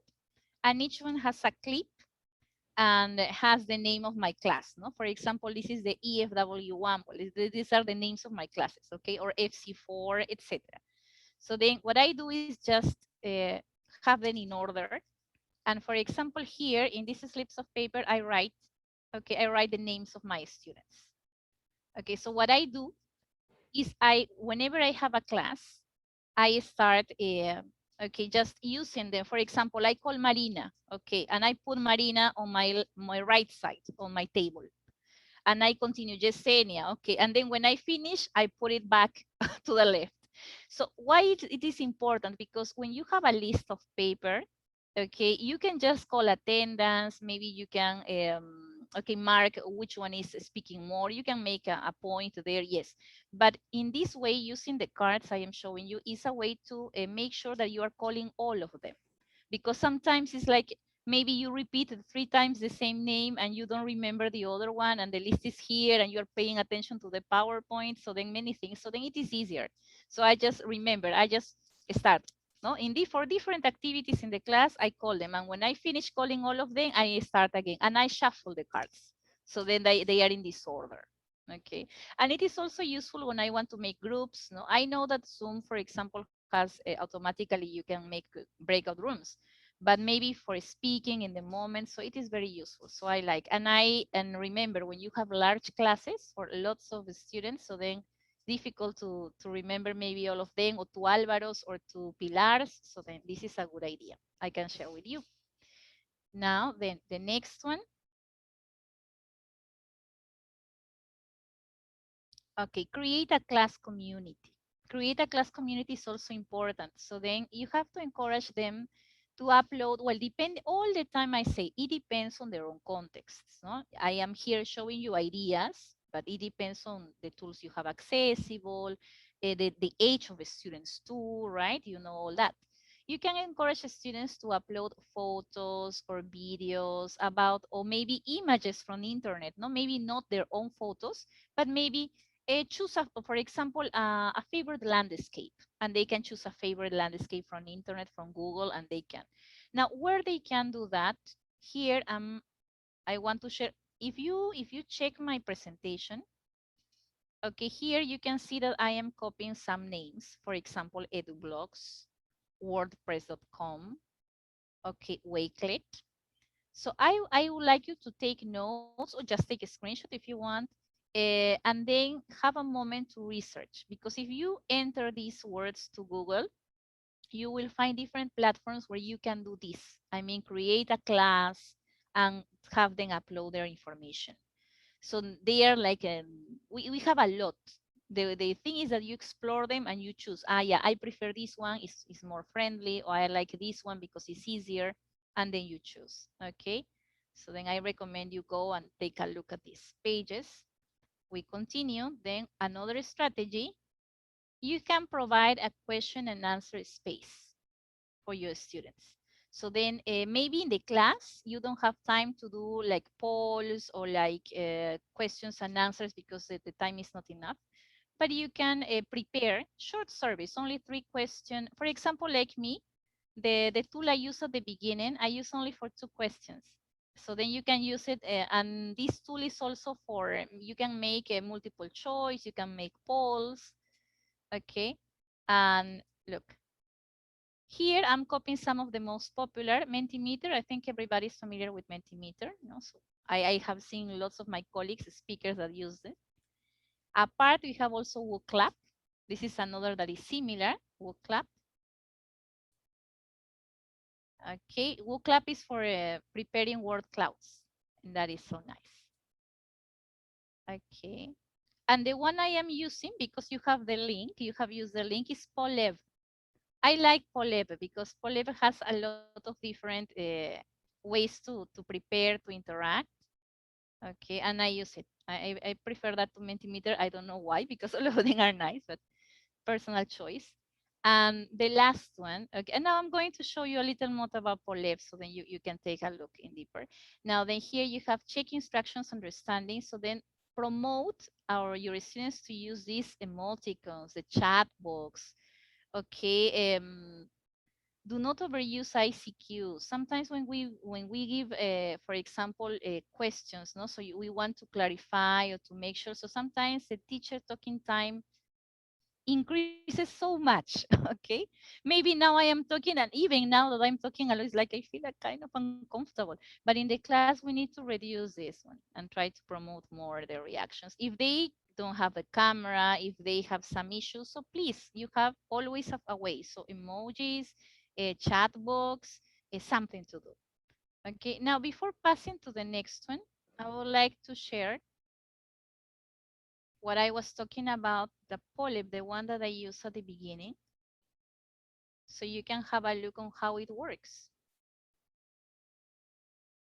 Okay, so then let's see if I can show you a little bit. Because it's nice to share this with our friends. Okay, you see. Okay, now I think, can you see my screen with polyp, but the small one, yes? I would really appreciate if you can, I don't know if you can raise your hand, tell me in the chat. Ah, okay, in the chat. Yes, excellent, great. Yeah, now I'm sharing this again.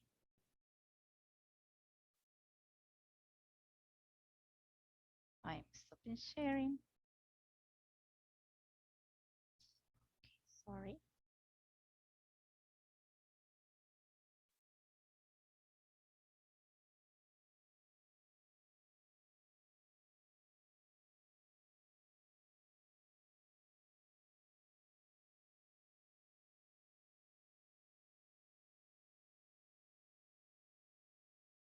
Okay, yeah, I'm ready now too. Okay, here we are. Okay, this is Poll Everywhere. This is free. This is a free tool. All of the tools I am presenting, they are free. And here, for example, I go to activities and I can have just a new activity. And if you can see here, when I click on new activity, you have all these options. You have multiple choice, word cloud. You can use and each one is different. For example, here you put the question and you put the options. In the word cloud, you just put the question like I did for you. Okay. Here you have also the survey where you have the options again. And there are many more. In fact, here you can explore. Look, you have the emotion scale. How are you feeling today? And you have this. Okay. You can change the how are you feeling today. So how much do you know about the topic after the end of the lesson? So then they don't feel like you are asking them directly, but they can use the chat. This is anonymous. So then and you can have this is like a very effective feedback, right? Because on the spot you finish the class and they can tell you, and you can see how many faces. A little maybe dangerous sometimes, but well, it is good. If they didn't understand, that's good that you know it, right? So you can do something for the next class. And this is the Poleb. So then in Poleb, the good thing about Poleb is Poleb Everywhere is that you don't have to give, like for example, like in Mentimeter, you need the person has to enter and has to enter to the page, and you have to give a code, right? So then sometimes, no, sometimes not all the time, but sometimes people have a little problem you doing that, no, checking and opening and having a smartphone. But in this case, you have only a link, so you just click on the link and you are directly there in the activity. So that is one of the reasons I prefer Poll Everywhere. Okay. Any comments? Yes. Yes. Okay. Okay. Thank you. Thank you very much, people. Here you're writing. Okay. Now we are passing to the next slide. I just wanted to show you this.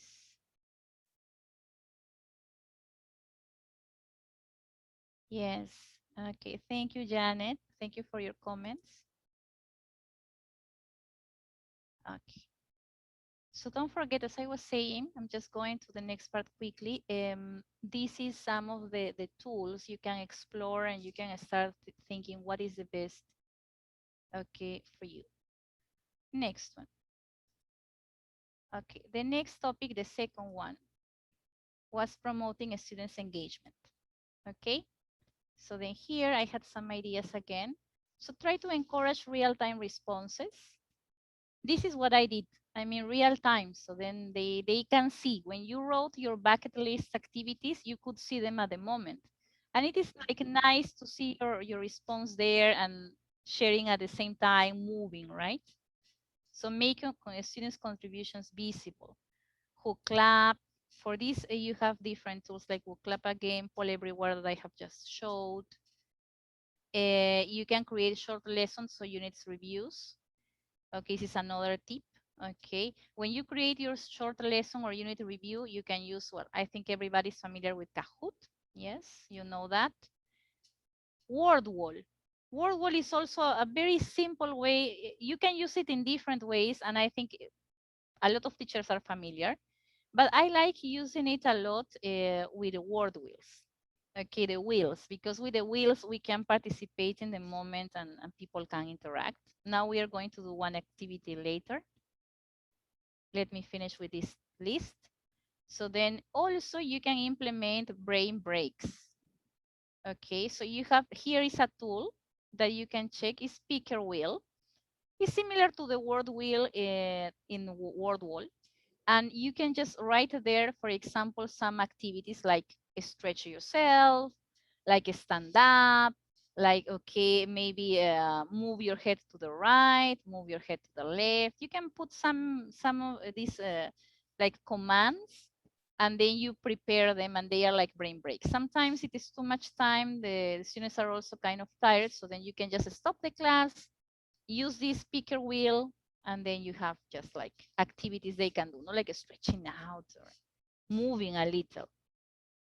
This is another strategy. It works very well for me. Sometimes I have 3-hour lessons, so in my case, it is necessary to have these breaks.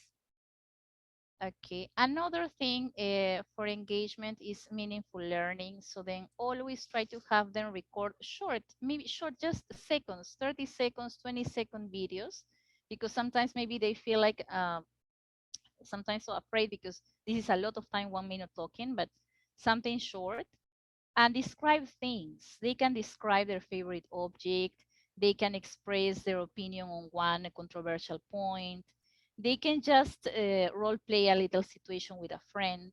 Okay, something short but meaningful.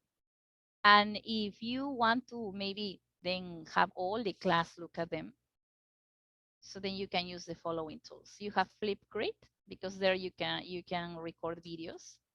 Yes. And also we have Bamboozle.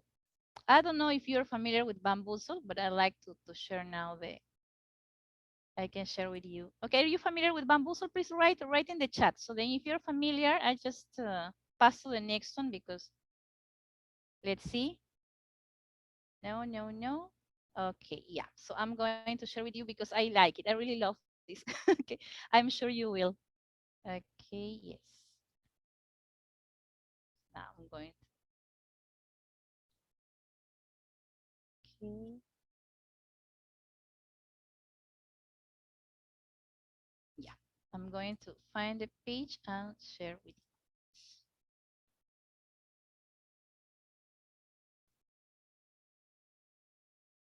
Okay, yeah, it is here. So look, you only have to enter in the in Google this name. You can see here. I can write it in the chat. I can copy this in the chat. Copy, paste.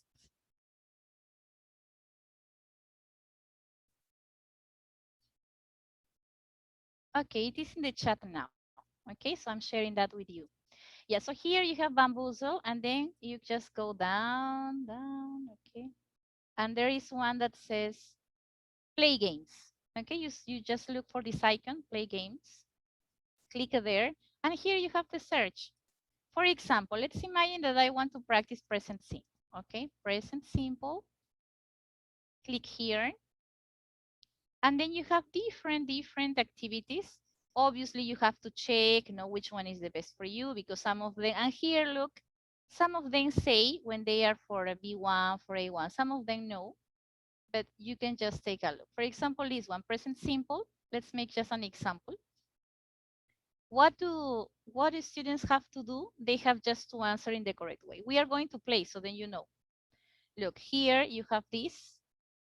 you can see the cards. This is in advance as a teacher. No, you see that, for example, if you want to use this game, you check. Okay, so my students know the verbs, my students know the vocabulary, and if not, you can pre-teach. And when you finish this, you have to click on here. Look at my icon, play. And in play, you select the teams. I usually play with 2 teams because I have a small classes, but you can choose 4, no, etc. So let's imagine that we choose 3 teams. I put 3 here, and then I just click on classic, okay? And this is what happens. You have a lot of cards, interactive cards, and you have the 3 teams, team 1, team 2, team 3, and then they take turns, no? So this is in the moment where I tell you, I use these cards because when you go to the breakout rooms, you have it automatically. But when you play this, for example, I separate my cards. No, this is group 1, group 2. Why? Because I have to call them.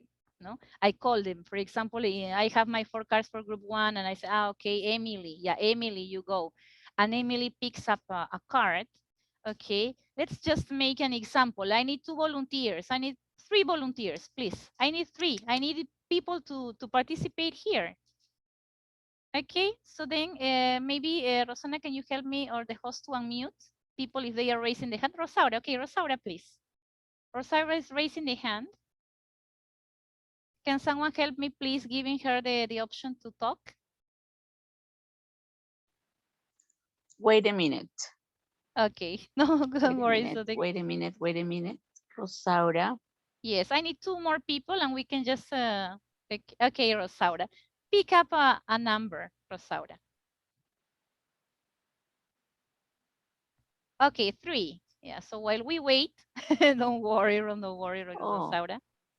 Okay, here, for example, you have. So what is the correct sentence then? Okay, Rosaura, if you cannot speak, maybe you can write, you can type.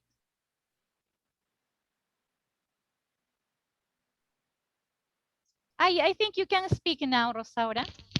Yes. Okay, I always hurry to the bus stop. Okay, in this case, as it is present simple, I say, in my case, I am the teacher, I say, okay.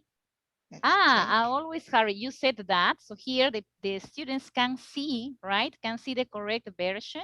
Everybody knows what it is correct. And I put here, okay. So if my student makes the right choice, I put okay. If no, obviously, oops. Okay.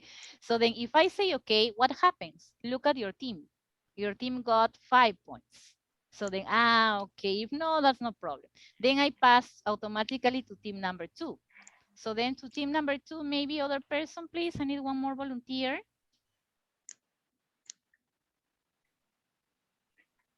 Maybe you can participate. Okay, thank you, David. David Chavez is raising their hand and Jessica Ramirez too. Please, if you can help them. Sorry, but I like it to be as interactive as possible. I would like to play more, but okay.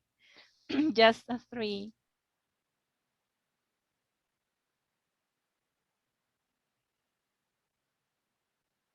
So then, can you, David? Okay, maybe you can write in the chat, David. I can see the chat, so your number. What number do you want?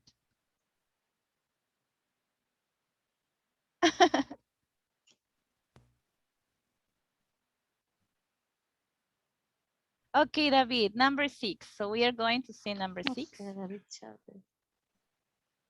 Yes, David chose 6. Yes, Okay. I thank you very much. Good night.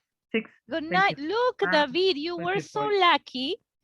Hi, that you didn't need to do anything. You just won 20 points for your team. Okay.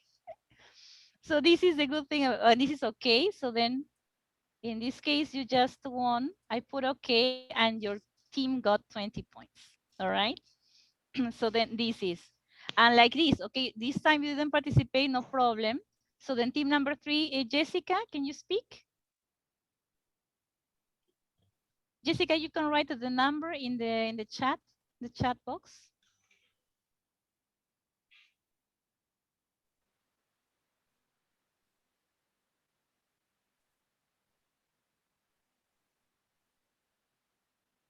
Jessica, Okay, your 13. microphone is on. Great. So then I can see this 13. Okay, Jessica likes 13. Okay, Jessica, your microphone is on. You can go.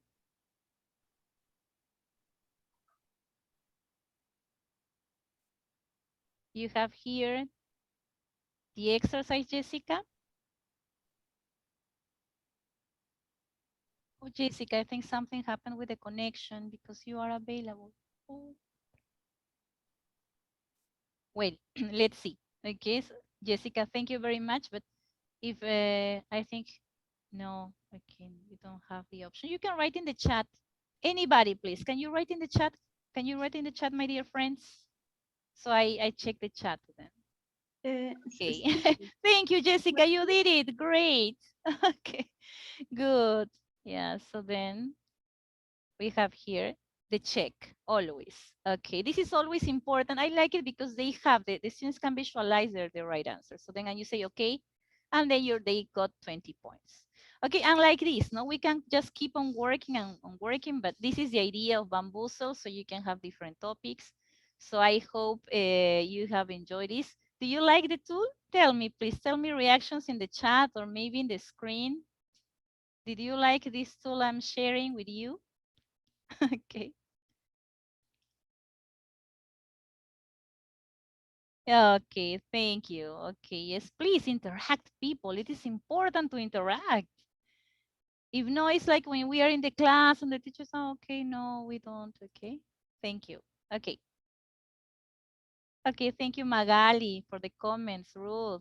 Okay, so remember, the important thing here is that when you click, they can see the right answer. So then even though if they made a mistake, because it is okay, so everybody in the class can see the right version. Okay, so now we move. I wanted to keep going. Yes, we are out of time. Okay, I have to run. Sorry for this. And okay. Okay, finish, and I'm going to share one more activity with you and then we go, okay? Well, I was talking about this meaningful learning.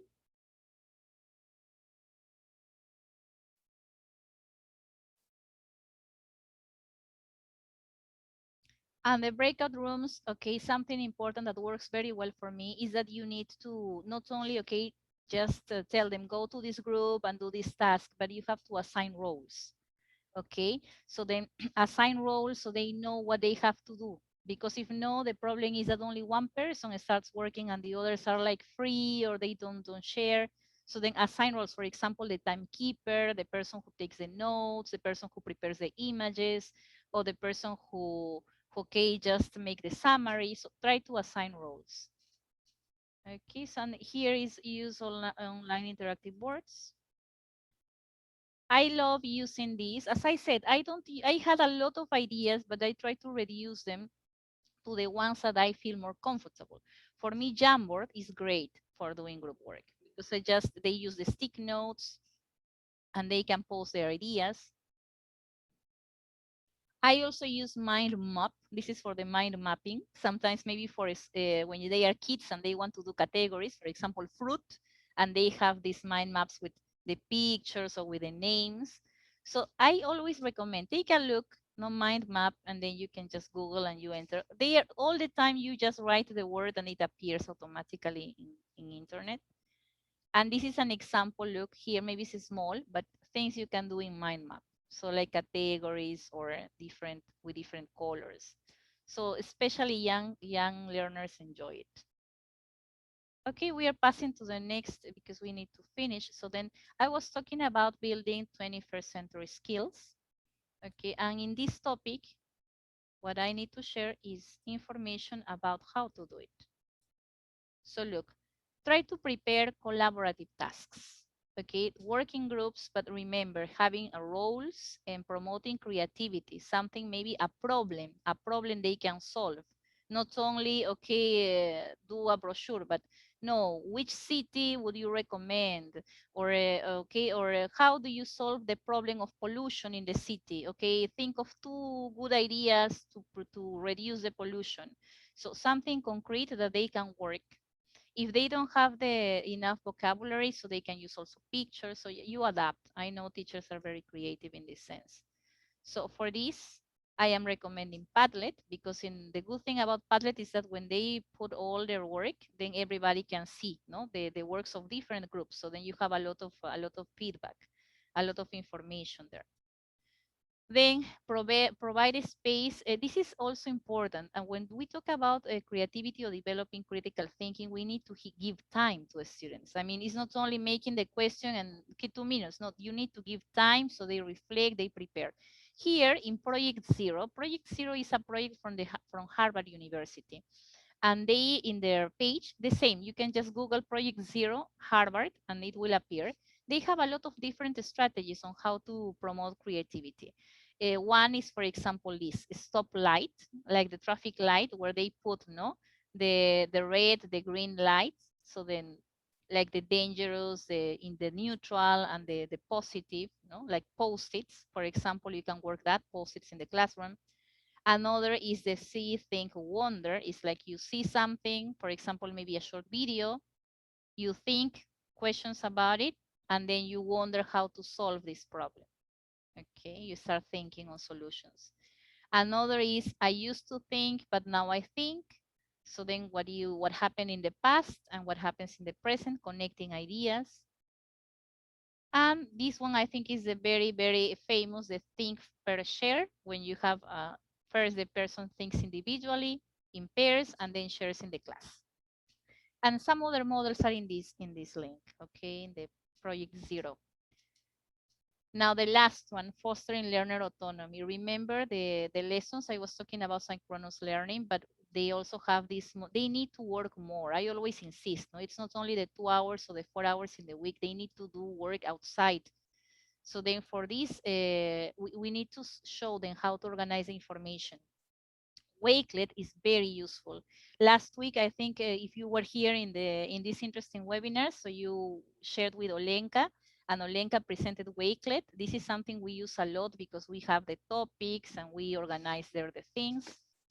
And next one, we have also a British Council material. I always recommend it, the BBC Teaching English and Learn English. They have podcasts, they have activities designed, worksheets, and everything, and they are prepared very carefully. I mean, they are very good source, British Council.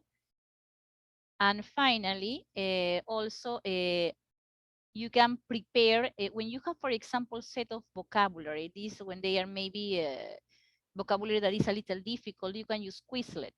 So then Quizlet is a very good tool that I'm going to show you now very quickly how to the Quizlet and also Padlet. I'm going to share with you one of my examples of Quizlet, okay? Because I prepared this for my lessons, so then I Quizlet. And before Quizlet only came with flashcards, but now they come also with pictures, so that is more interesting. Okay, so then yes. Okay, here I have my page. Okay, here I'm sharing with you Quizlet. Look. So here, for example, you have, this is my example, I have others, but this is about Unit 10 ethics. Here I click. And these are the like flashcards, but only with vocabulary. For example, bribery, and then you click here and you have the definition in English with a picture if you want, you can prepare that. Corruption, money laundering. So, well, this is my classes because I teach business English and I have that. And tax fraud and etc. And they don't only have these because this is for self like study, but they'll, if you go back, if you can just scroll down, you have also look at these options, the options of, okay, yeah, I think I am not sharing I forgot sharing the audio because I was not supposed to share that, but I can do it now. Look here, for example, I click. Bribery. The practice of offering something in order to gain an illicit advantage. Okay, and they have the audio, so they can practice also the pronunciation of the word. You see, it is very interesting because they can practice on their own, their words, the pronunciation. And if you tell me, no, Marisabel, this is a lot of time because I cannot make it, it takes, no. So it is very easy. For example, here, no, if you just want to start, I click here on create, a study set. I can, for example, I can put the name of maybe Okay, describing people. Okay, describing people, the character, for example. And here I just put a word like reliable. Okay, I click here on reliable. And you notice here, well, this is the language. I have to choose English, of course, English. Okay, if I copy reliable here, okay, I'm going to write it again. Okay, well, this is not, okay, I need a definition. Usually the definition of, okay, here, for example, look. The definition appears. You don't have to choose and to type and to write. No, the definition is just here. You click on there are always 3 versions or 2 versions. You click according to the level of your students and you just click and that's it. And if you want an image, the same. No, here you have, look, you have the image. Maybe this one for reliability. Okay, and that's already. And you can continue doing for the 5, 6, 7 terms. Maybe they are difficult and that's it. Okay, so then we can use it to promote, as I said, learner autonomy because they can do it in their own time, no? Check the cards. And you can tell me, okay, but this is only okay, reading and checking and that's all. No, as I said, you have also pronunciation, you have the cards, but also, look, I can use the test or I can use the learn. When I click here on the learn, okay, continue. So you have options. You can challenge yourself. Or you can just look here. I can use the write or the spell. For example, here you play. Price fixing. Price fixing. So they practice because they already studied the lesson. Price fixing, and they write here price fixing. No, and then they just click and they say if it is okay. This is autonomous learning. I like this tool. Okay, I wanted to share with you. What do you think about it? Okay, yes, yes. Okay, so in Bamboozle, here Ilda was asking about Bamboozle, the previous one. So I copied the link in the chat of Bamboozle. And you just go there on the right and says you have like a search, a box to search. You put there present simple, past simple, whatever you want. Click and they appear a lot of options. And then you can check the one that you prefer. You can also create.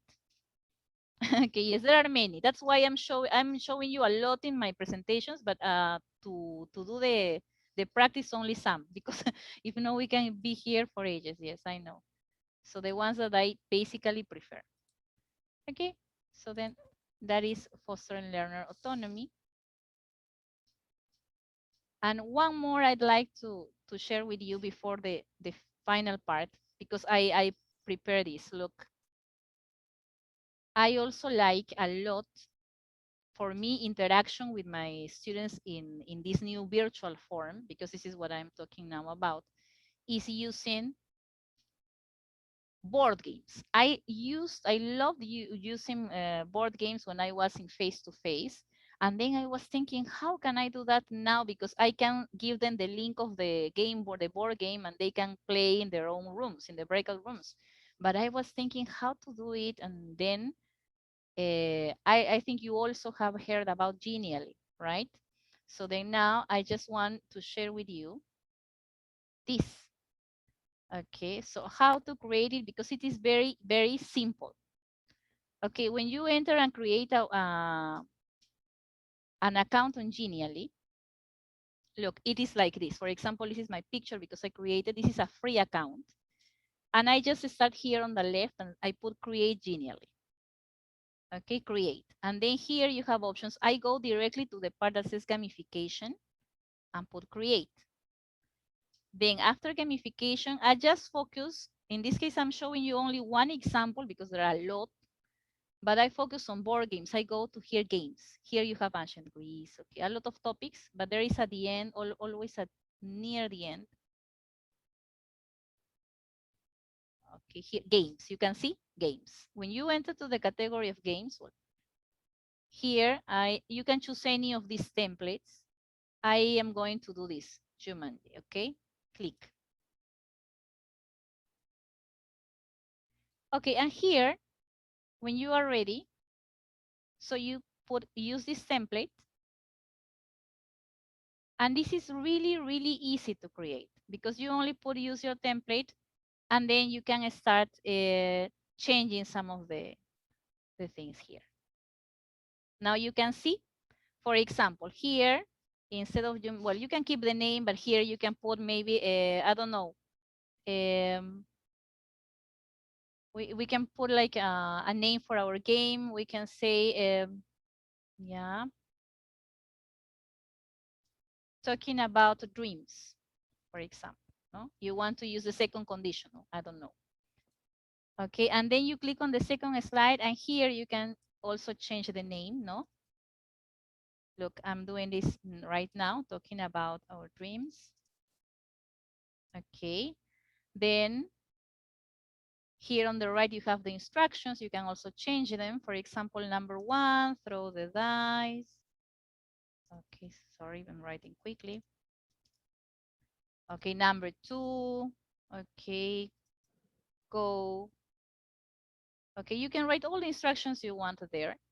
And look at here in the, you click here in this icon. Okay, and then you start writing. Look at here, interactivity. So then you can write here the instruction. For example, you can say, right, complete the phrase. Complete the phrase. Okay, if I had, okay, let's see, $2 million, comma, I would, no, and then you just finish, and then that is saved. So then when they go here, they are going to click and they will see this instruction, right? So that is, and you can do the same with all the points here. And they are the players because look, the players can move. No, according to the dice, they can move 2, 3, 4 spaces. If they stay there, they open. So you can create it. For example, player number 1, you just click here and it stops, no? And when you finish all this, when you finish doing all this part, so you are ready, you just click on here on the, okay, this is at the top right, all set. Okay, and this is ready. Then you put in the title, as I say, okay, my dreams. I'm just inventing. You decide if it is public or not. And then you just all set. And then you put here share because maybe you want to share this. I said copy, and you copy this in the breakout room. So then, or in the main room, and the students go to the link and they can play in the breakout rooms. I love using board games because I can personalize the topic. I can put, for example, funny things. No, you can not only write maybe instructions, but you can also insert videos. So then you can insert a funny video so that they can have fun because you have the option of that too. And well, that is basically what I plan to share with you too. Okay, well, I like to see the chats. Yes, yes, thank you very much. Yes, yeah, no, we are finishing. Okay, we're finishing. So I just wanted to say thank you. Okay, here, this is my last slide. Going to share with you this. I know it is time. I have spent, okay. Well, this is, okay, so then thank you very much, everyone, for being here on a Saturday, so late. It says a lot about your commitment and about your love for teaching. Okay, here is my name. Well, I have an account in Facebook that is for people who are not only interested in business, but in ELT events. So then I try to post quite regularly. This is also my mail in case you have some more extra questions or something. And well, that's it. Oh, Marixa, thank you very much. With these amazing, catchy, and practical and useful tools, I think all the students will be engaged with our classes. Thank you for Yeah. sharing. I was watching and listening amazingly.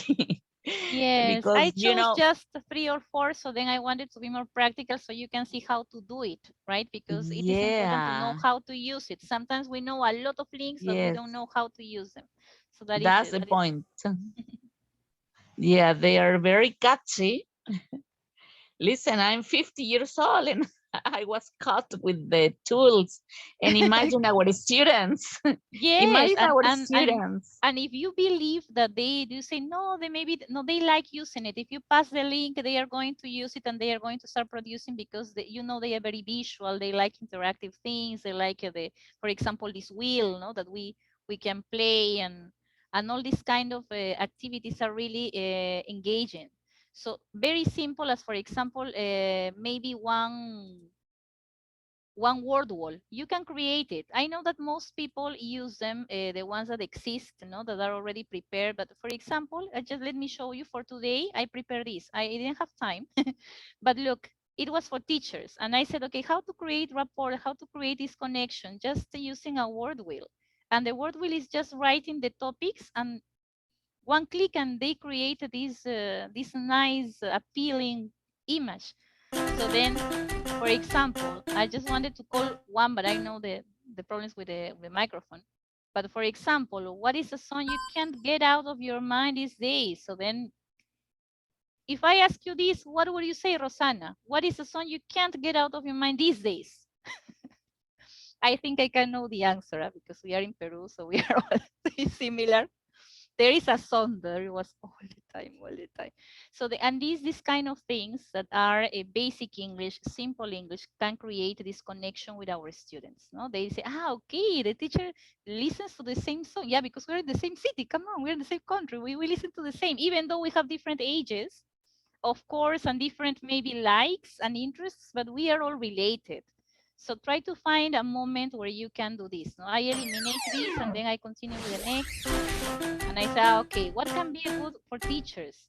Okay, so then here, no, if you could be an animal, which one would you be? So then, some people told me the rabbit, the lion, and then my students start laughing.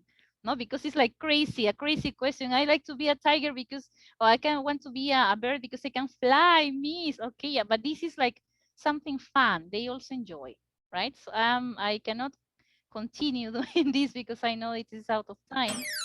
But I'm very Yes. happy to have shared with you. So next time, next Yes. presentation, Marisa. Okay, as you mentioned, it's a Saturday and we really appreciate your support to Neta Peru Tech. We know that you, Glenda, Olenka, Gabriela, have a lot of experience to share. Milagro. Sorry for interrupting you, Rosana, but someone was No. writing in the chat that a bird, because it can fly. Great. This is interaction. Okay. Interaction, great. You know, catchy tools for teachers and students. And I think they are relaxing ones too, you know? So students not pressure, even Yes. teachers. So we feel relaxed. Yes. Thank you very I much. would like to ask everyone here just something quickly because we are going, everyone is going, but maybe if some of you can please turn on the camera so I can see you just for a moment, your faces, so we can have like a screenshot with you. Erasmo, thank you very much because I can see you. Rosaura, I was looking at you all the presentation. Thank you because you were smiling. It is nice to see this like connection. Thank you, Milagro, Silda, Joel, Esther, Jenny. I really appreciate you showing. Okay, Vicky. Thank you very much. Thank you. So you have, as I said, my mail, my contact, so anything I can help, be more than glad. Okay. So then thank you very much, everyone. Thank you, Marisa. Thank you. It was an amazing presentation. Thanks for your time, your